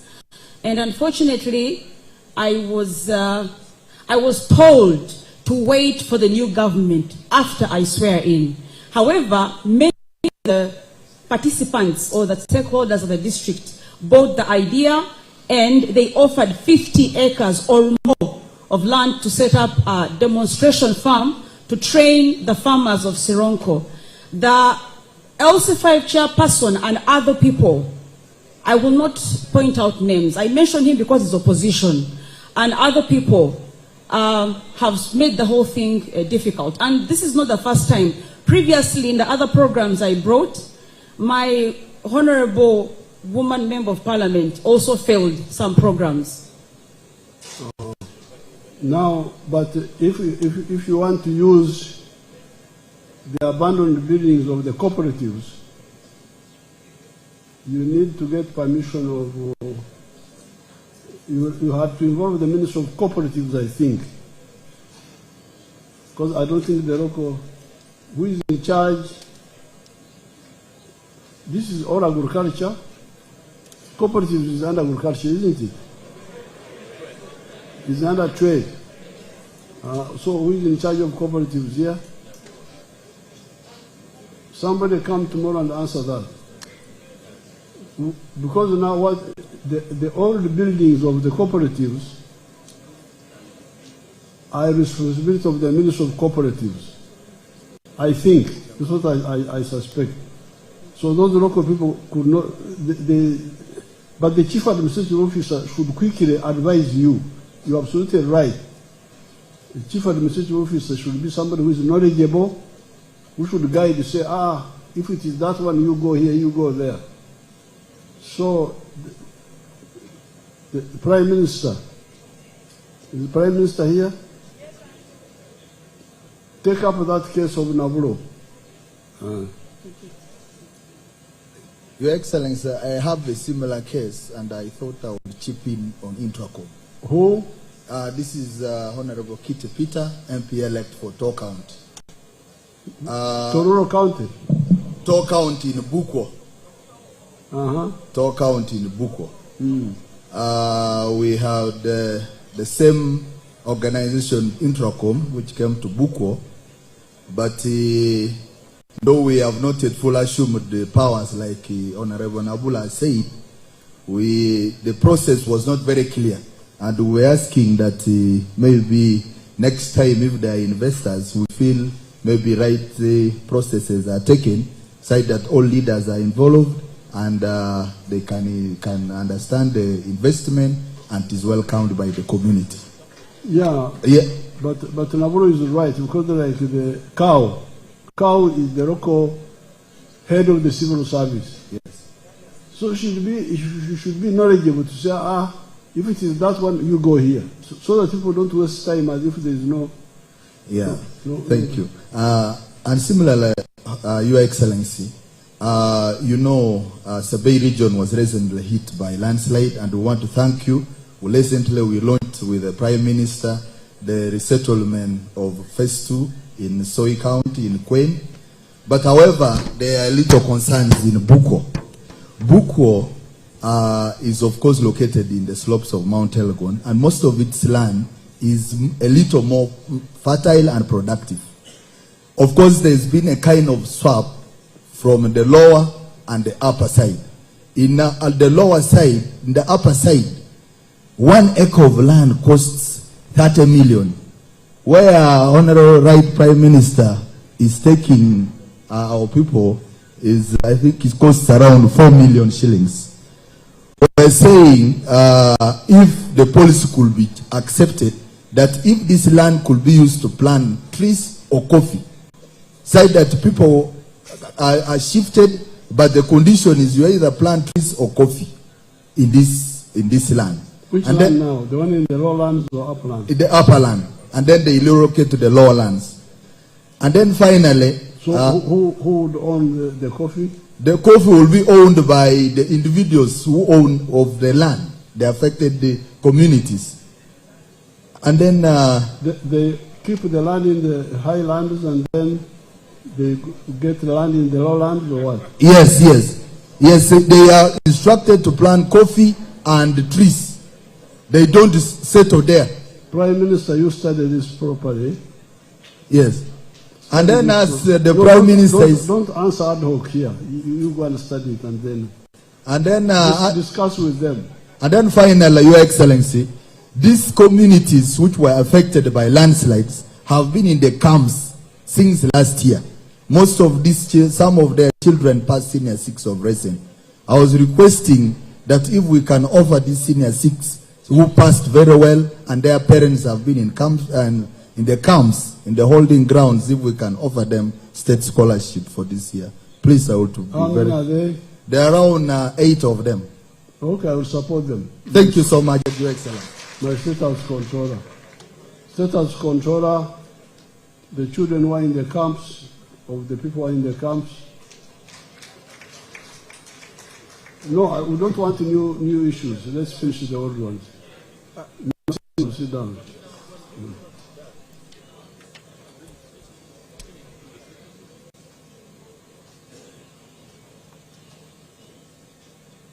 Nabulo wants to teach Museveni. You are most welcome. Akibua Stadium will not host AFCON. Does anybody from education know the story here?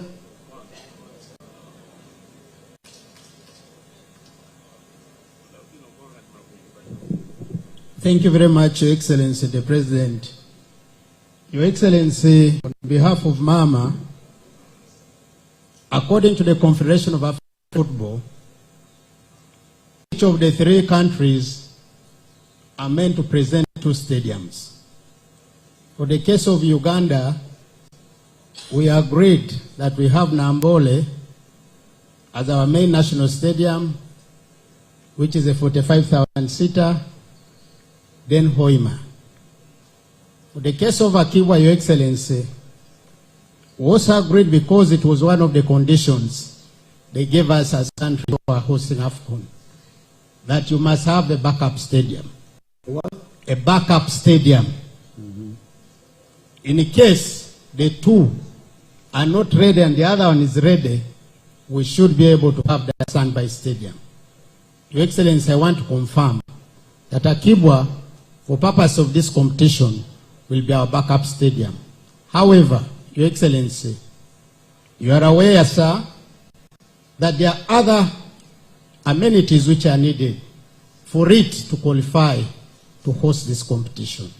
But when it's a backup stadium, Your Excellency, some of these conditionalities are not stringent as it is with the main stadiums. And for purposes of the record, the colleague here is very much interested.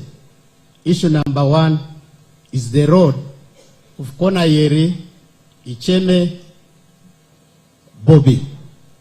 Issue number 2, Your Excellency, which you did direct me to move with that team, which you met with me, to take them around that area to support the project of Akibwa.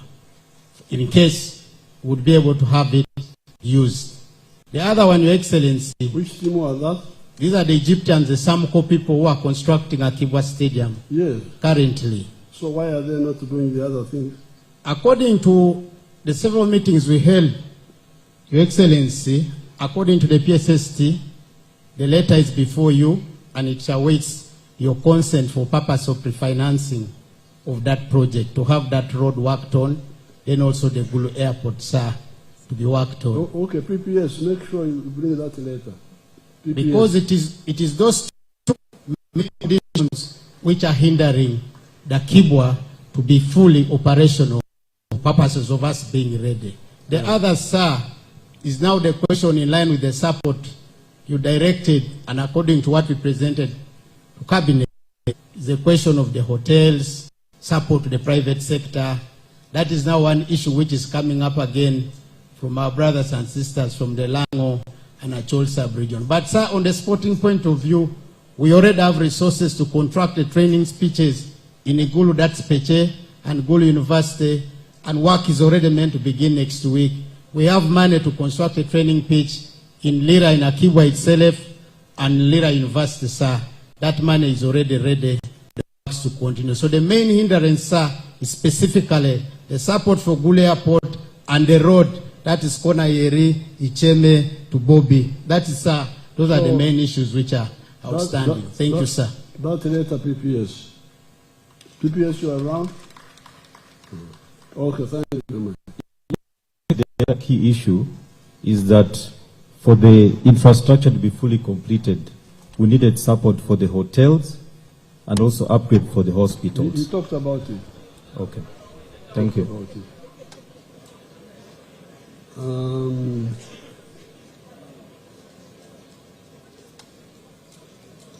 Somebody talked about the investigative units being slow.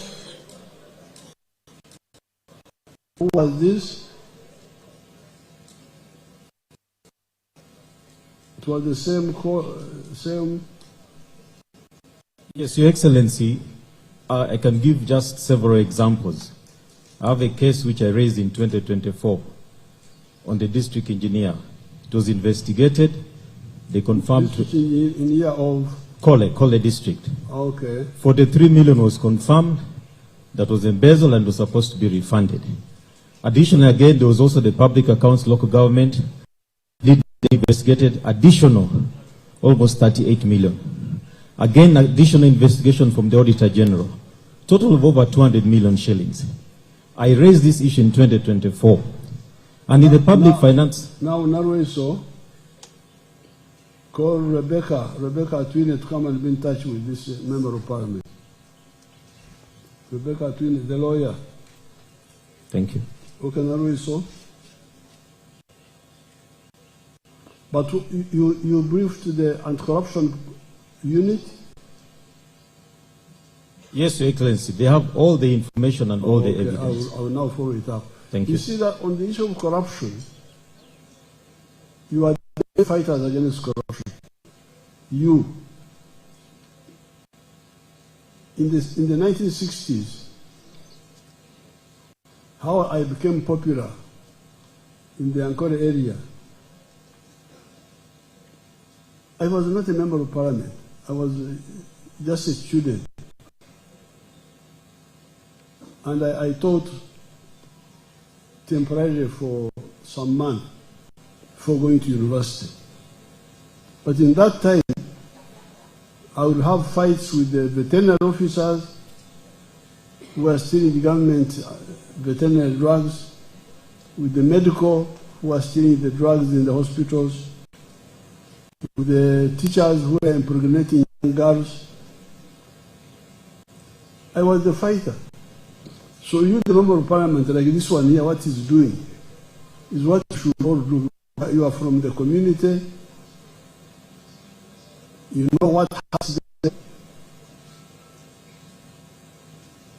Because you cannot depend on government officers. When the NRM came to power, I am the one who introduced the structure of the LCs. I had seen what was happening in the colonial times. During the colonial times and after independence, corruption by the chiefs, by the extension staff, I was watching like this. Example, my father Amos Kaguta was somebody who never went to school. He was a traditional man. But in our traditional huts, he had all the government drugs sold to him by the veterinary people. So he would come with me, and he had a syringe. He could even inject cows himself. He would come, he shouldn't have it as an assistant singer. That I should see how many cc's she was going to how many cc's she was going to give the cow. So I worked to the village, access dangerous government drugs. There was a drug, trypanosomiasis, called antricide. Antricide. Banyankole wakonyit kachungwa. He had it. He always had bottles of kachungwa.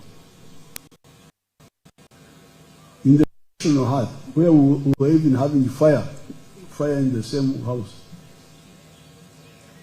Then he had, they would go to Rwanda and buy a drug from there called, I think, Bernel. The Banyankole were calling it Kasai. From Rwanda now, from the veterinary, the Belgians, or maybe the Banyarwanda who were working like their assistants, he had that drug. When we moved to Kasai, there was another drug called Prosol, Machunda. Mr. Kaguta had all these drugs, illegally. So I worked all this. I said, now, when we were going to come into government, take over this government, but we cannot depend on the government servants. The Gombora chief is there, Luka chief is there, the Southern chief is there, the DC is there, but we need our own structure. That's why I proposed the LCs. People elect their own people to be the local Nyamparas. So you are the Nyamparas. You are elected for that purpose. Okay. Because you are the owner of the land. The other civil servants are Bapakas, they are employees.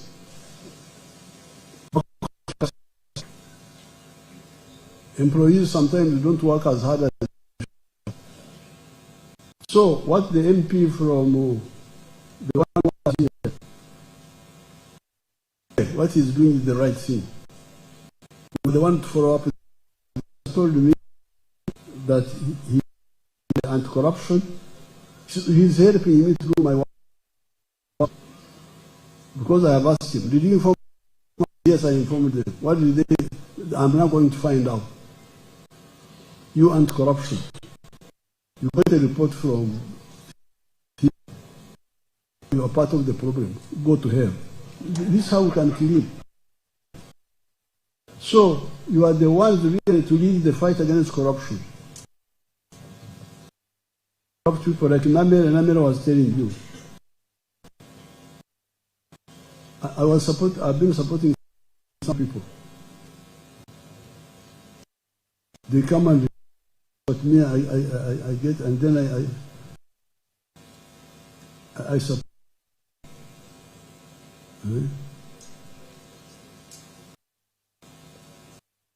The one from she didn't die. They didn't kill her. Where is that small girl?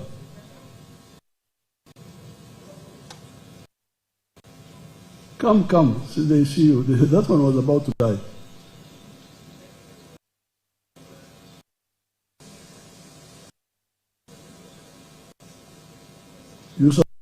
God, survived.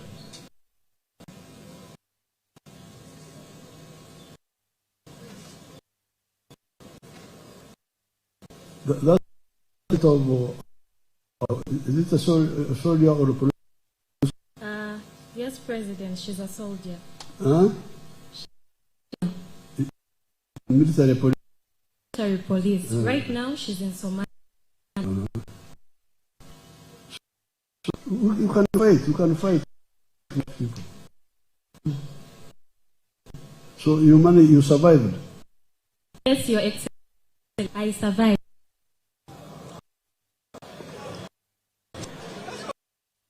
Your Excellency, I contested in arrest men. Very amazing. How old? Your Excellency, 4 years old. Yes.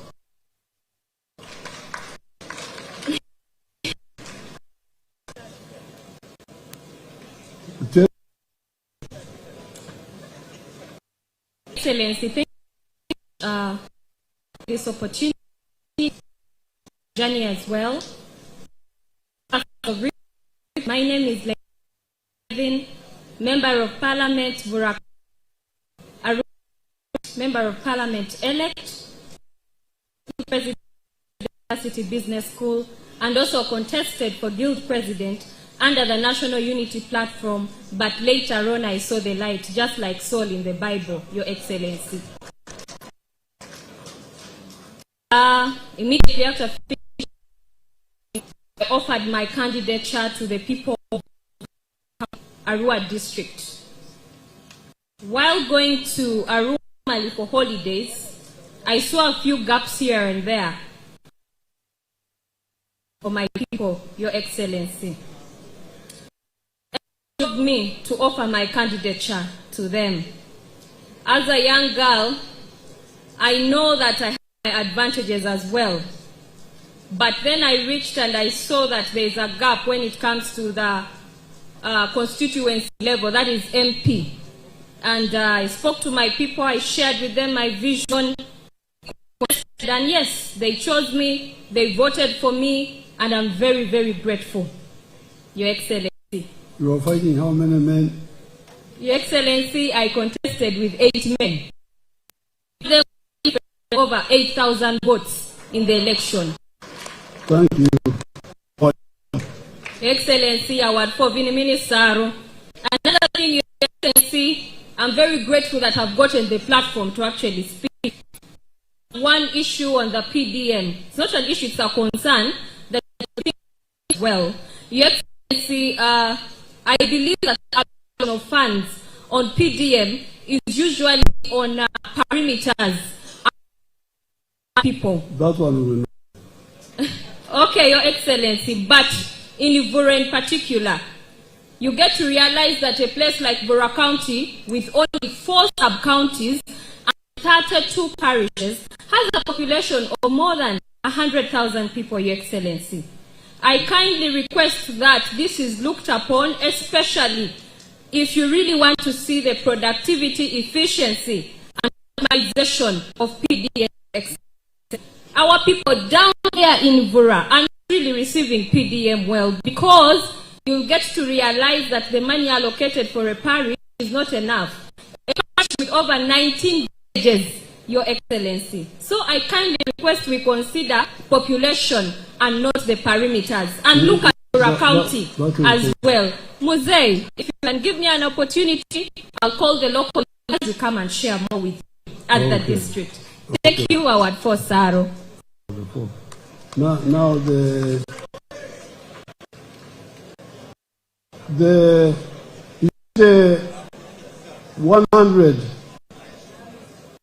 100 parish, the 100 million.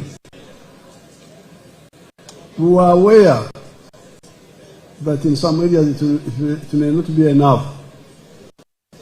But what we wanted are some examples.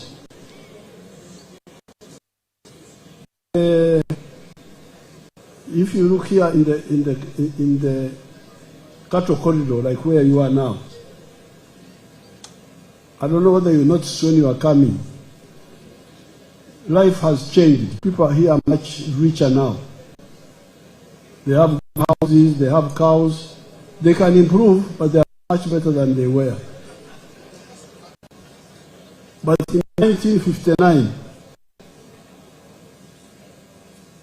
when I came to Mbara High School, the only 3 examples in the whole of Ankole, which is a very big area, of modern farming, we are only 3 people. There was the government's farm, stock farm, which was showing some good cows there, modern way. There was one man called Mbire, a Mkochi man who had some Frisian cows. And then we had the ranches. Just a few 3 examples. But those examples helped us who wanted to mobilize to say, oh, you people, you see, you can be like Mbire. So, Vura, what you should do is the 100 who get in the parish, use them as examples to educate others so that they know, then they wait. The initial money was not so much to reach everybody, but to show that it is possible to get out of poverty in Vura, in this place or that place. Example, I am now a Christian. Yoweri Museveni, son of Kaguta. How did I become a Christian? I heard, and I read in the Bible that Jesus died 2,000 years ago, imagine. He died and resurrected. Hey, if somebody died and resurrected, I will also resurrect. That's how I became a Christian. Example. That's why Jesus came to die for us and show us that it is possible. So, those 100 million per parish, if they are well used, is to show people that, you see, that one was very poor, is now all right.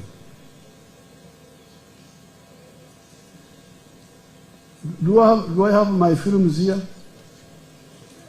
You people, do I have my films? My stuff? You know, I am a film shower. Do you have my videos? Give me a PO of Lango, if you have them.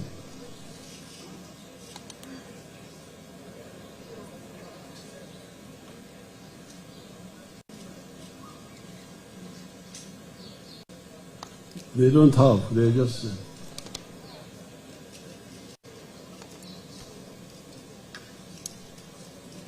Do they have or they don't have?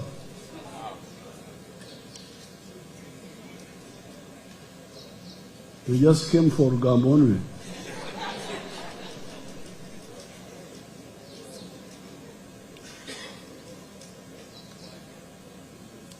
Now, finally, the NP for Kole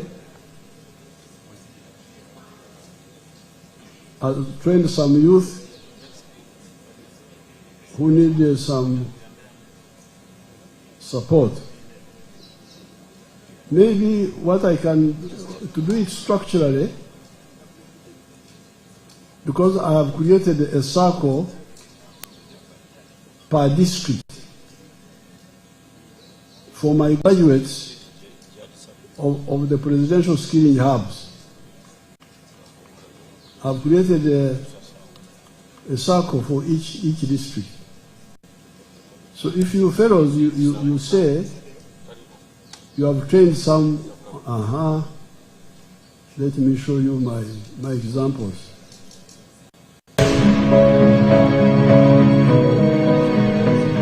Anya Piovici, everyone is Mama Aliri Cell, the Banya Ward, my town council, the Lira district.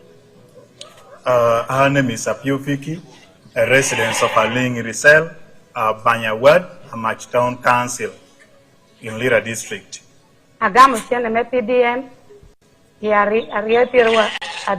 She got the money for 30,000 each second. Ate pur por mergena de kudush pur acres a deck. She used it, actually she planted it in 3 acres of land. Pur tutumia pira beach manula hachele nush. Preparing the garden cost her 150 for the 3 acres. Ado tutumia pira beach. It cost her 50,000. Akiru tutumia pira ngwen. Then spraying cost her 40,000. Ate tunu do koi kwanyo kelo pashu. Time for harvest came. Ati ukarishel kerijo me pashu kerijo amaruma. She used the family members and then the neighbors. Where will kadek me chama me tutumia pira Then rio. she bought lunch, food for the people for the family, which cost her 20,000. Transported to tutumia pira beach. And transporting it from the garden to home cost her 50,000. Ate bibi to nyari na no koshe ngatoro konya. She came and then she removed it from the cup. Nyari na ni pera cha pira ngwena beach. It gave her 45 sacks. Ate chato cha pira ngwen no. She sold 40 bags. Ate nungo miliona rio ke la habor. And she got 2,800,000. Kot me achel te tumuko. That was the first season. That is our first plantation. Ate wor ka epoko. Kwanya miliona achel akero dong mepu. Out of the 2.8, she decided to keep 1 million aside for farming again. Kwanya miliona achel awelo kere roma pa. She used 1 million for buying sheets, 10 of them. La haboro achalo kere tina rais. Then she used 800,000 for school fees. Mano tegi kikano. That is how he spent her first money. Rio pire wangwen. In 2024, Apuro nywage. she planted maize again. Amero eka sacheli kwa madek. She added 1 hectare on the 3 to make 4 acres. Ate pur da kitane na pur kericha pur kera titola chel. Then she used it because the total cost was the same as the first one. Ate kwanya da ate kelo ko pashu. Then she brought it at home. Ate nungo chao pira bij nono. She got 50 sacks. Ate poko de yegi ko itich. She divided them, the sacks. Kwanyo miliona rio la habero. Out of the money she got, she removed 2.7. Awelo kere plot. She replaced 2.7 million and she used it to buy a plot of land. Kwanyo miliona chel. She again used, she picked 1 million out of the money. Akero ko bank me pur me. She has saved it in the bank waiting for the coming season. The remaining balance. We chala in school. They topped the remaining balance and helped them to take back the children to school. At the moment, out of the 10, she's now having 20 ships. So the issue about this PDM, the first 4 years, is to give example that people can get out of poverty. Appeal there, she will tell you that she had been married for 20 years. She has got children who are now teenagers, but she had never handled 1 million shillings in her life. But now you hear how she got 1 million. She didn't even have her own land. When she got the 1 million, she went and hired 3 acres of land from somebody else and planted maize, then sold it. Then from selling the maize, she planted again using some of the seeds, but also bought sheep, as you saw. When I was there recently in the elections, her sheep had multiplied to 66 sheep. She's a rich woman now. So this is the main message, to give the message that please you can. So the 1 million in 4 years, 100 million per parish, in 4 years should have covered, in 5 years should have covered 500 homesteads. Then in the second year, the ones who got first should be paid back. So by the end of the term of 5 years, should be 300 who are paid back. So altogether in the parish, you should be having like 800 homes. So please understand that the main thing now, then we can go to the numbers now. Yes, since everybody is clear, no more mistakes, no more no more stealing, no more what, because it is also not correct to send money and then they steal it when there are still leakages. Use the example to perfect, and then we move at full speed. So regarding the skilled youth, what I will do, I will send my people to audit your skilled youth. How skilled are they? Is General here? Put him in touch with the MP from Kole. Put her. So that I examine these privately skilled people. Should I admit them in my circle? I need to study it. How are you skilling them? Are you skilling Chikwangara or what? Your Excellency, they went through a skilling program using the course approved by the DIT. They sat the DIT exams. The exams were funded by PASAID, which we got support from the Senior Presidential Advisor, the Office of Audrey Trabogo, who presided over the graduation ceremony. So all of them, as we speak right now, have the direct industry certificate. I will send my people to audit them. Thank you. Because the good thing will be now, I'll put some small money there per district, but we can put more. And it covers mine, the skilling hub, plus this one to train privately, provided we are sure that they are well trained. We shall study that. So let State House Controller be in touch with the MP from Kole, and they study those graduates of his. Because you will be helping me to do my work. If you are skilling also yourselves, proper skilling, you are skilling them in what skills now?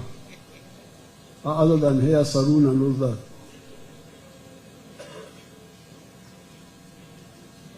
Your Excellency, we opened up 5 courses. 1 is hairdressing, 2 is carpentry, 3 we have motor vehicle mechanics, Okay. 4 we also have building construction. And actually some of them are even being employed right now. They are working in some of the seed secondary schools. So and we have all those details of the workshops they have opened where they are working. The MP is already ahead of me, has got motor mechanics, which I'm trying to introduce, so the man is ahead of me. I need to catch up with him. Thank you. Okay, I'll come and I'll send my people to study your group. Thank you. Okay, with these few words, Apoyo Rubanga, praise be the Lord. I thank you.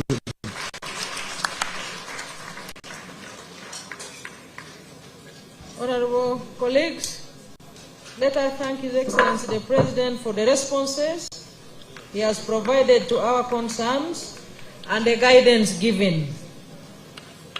I thank the Secretary General and your team.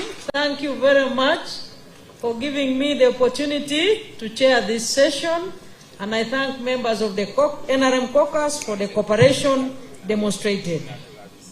May I now request the Secretary General and the team to take over the management of the meeting further. Thank you. Thank you very much, Your Excellency. NRM oye! Museo oye! A round of applause for His Excellency the President for a very wonderful presentation and giving members of Parliament-elect time to ask some questions. We can sit. I also want us to give a round of applause to Her Excellency the Vice President for taking us through this session. Your Excellency, allow me also recognize the presence of the Director for Legal Affairs, Counsel Enoch Barata, is with us. And in addition to Dr. Tang Odoi, we also have other commissioners like Honorable Jachan Omach is here with us, Honorable Semera Jane Babiha, Honorable James William Chinobe, Honorable Tweheyo James, Honorable Auma Modesta, and Honorable Driwalu Zaitun. They are members of the NRM Electoral Commission. Additionally, sir, the chairperson of the National Consultative Forum, Honorable Chiwanda Godfrey Subi, is also here with us. Allow me at this time, sir, to invite the Secretary General to take us to the remaining item of unveiling of independent members of Parliament who have expressed interest in working with the National Resistance Movement. Right Honorable Secretary General. Thank you, Your Excellency. We beg your indulgence. As part of our program, we have been joined by members of Parliament who were elected on independent ticket. I request that you allow us present them before you, and maybe you take a group photo with them. We shall sign a memorandum of cooperation with them after they have been sworn in. These are members who have accepted that we shall work together. We know most of them are members of NRM and have been NRM throughout. But what happened in the internal exercises made them come as independent. But as required by the law, we need to officially commit to work with them, and we shall be doing that after they have been sworn in. But before I invite them for a group photo with you, as a... Now, so long as he's speaking, I need to upgrade you to bring you up to our reasoning, inform you of our reasoning. When we were making the Constitution, when we were going for multi-party, there was an idea that a member of a party who was participating in the primaries should not be allowed to compete in the general elections if he doesn't win. But me, I normally have a sixth sense. I say that one, when the primaries still have problems, may damage. Let us leave this open. Leave open so that they can come back as independents. We left it like that. People want it, but I didn't agree. I thought because if the primaries have been done well, even if he comes back in the primary, he will lose. But now, because of the weaknesses you can see now, when the primaries are badly done, somebody comes back as an independent and wins. So I thought I should let you know. We debated it, and we decided to keep it as a fallback position rather than blocking completely. So I want you to know that we discussed this.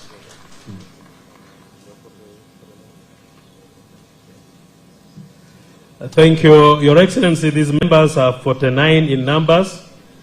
I may not read your names one by one, but we shall take group photos with His Excellency in 2 shifts in 2020. I know you might be more. We are still compiling the numbers. We thank you so much for coming home and joining hands that we work together. They can all come and we take a big one. May I invite the independent members of Parliament to move in front? Protocol, please organize for the group photo with the President. I invite Her Excellency the Vice President, the Right Honorable Prime Minister, the Deputy Speaker, and the SEC members to come and join the group photo with the President. And of course, the Secretary General can be there.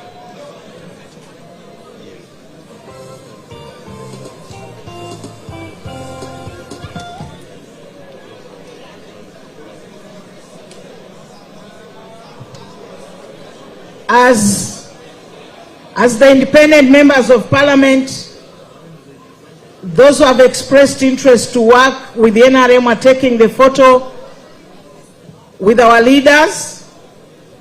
Allow me inform you that the following MPs and leaders will represent us for the burial of the LC5 chairman.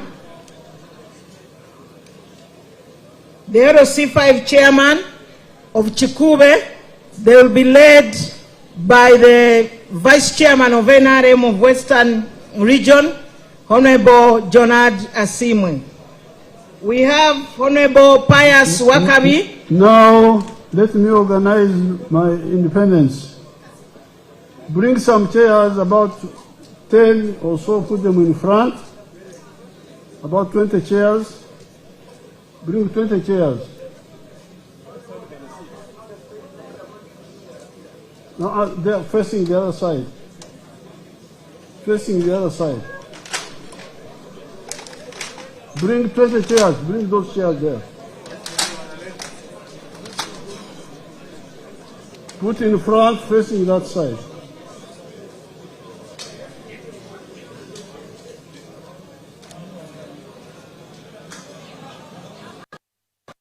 Then 20 can sit down and others stand.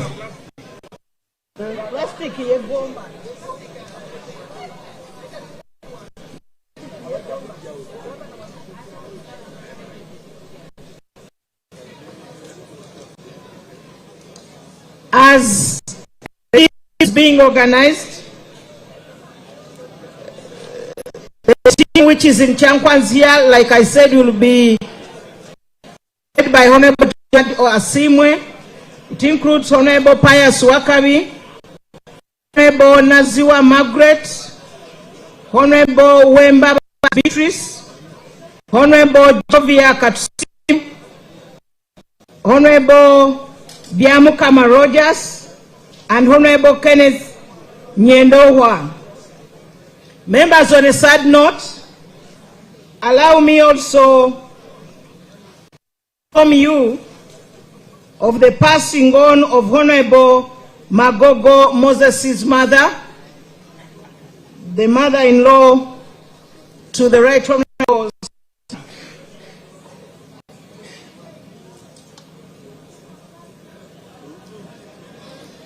Let me also inform honorable members, because after the picture we are going for anthems.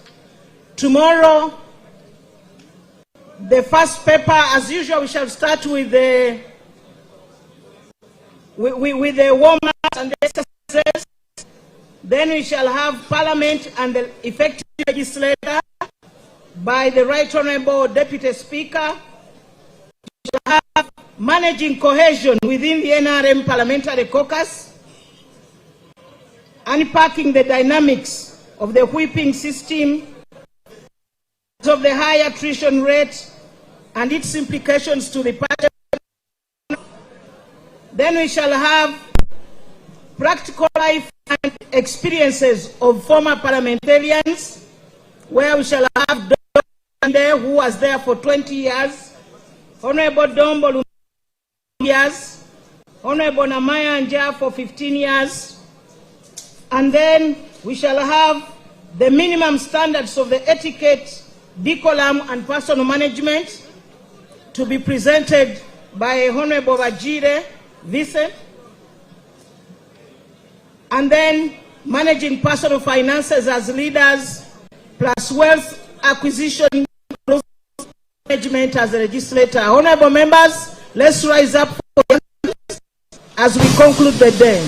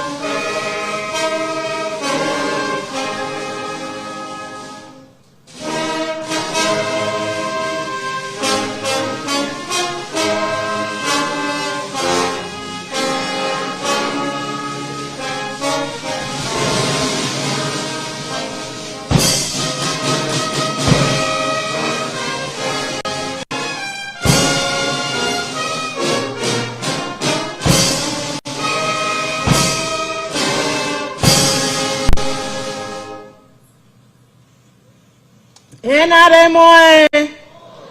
Museveni oye! 12th Parliament oye!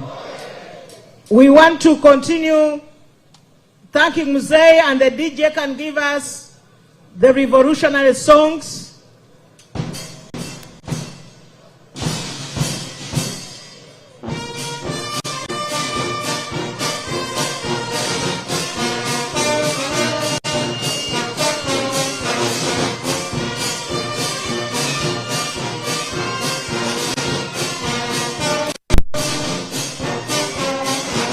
As Mzee is marching on those tunes,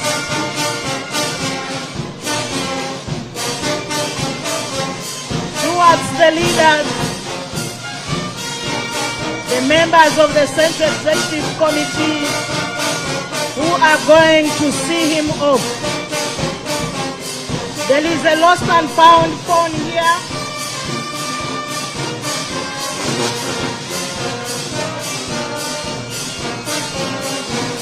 Members, make sure you pick your bag, and if you are not sure, please check your bag to ensure that it is indeed your bag.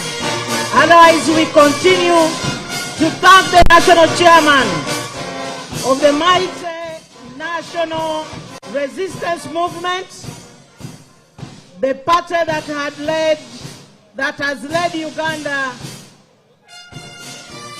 from the doldrums of insecurity to a country of the 3 Ps, as we have been informed by our national chairman.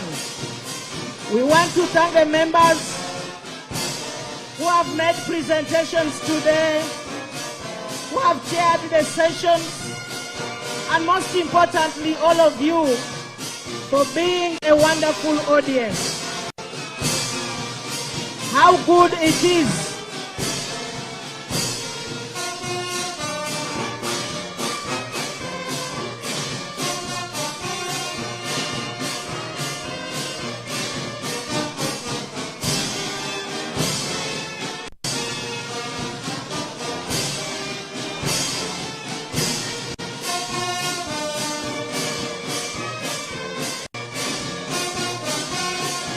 another point for all of us who have parked vehicles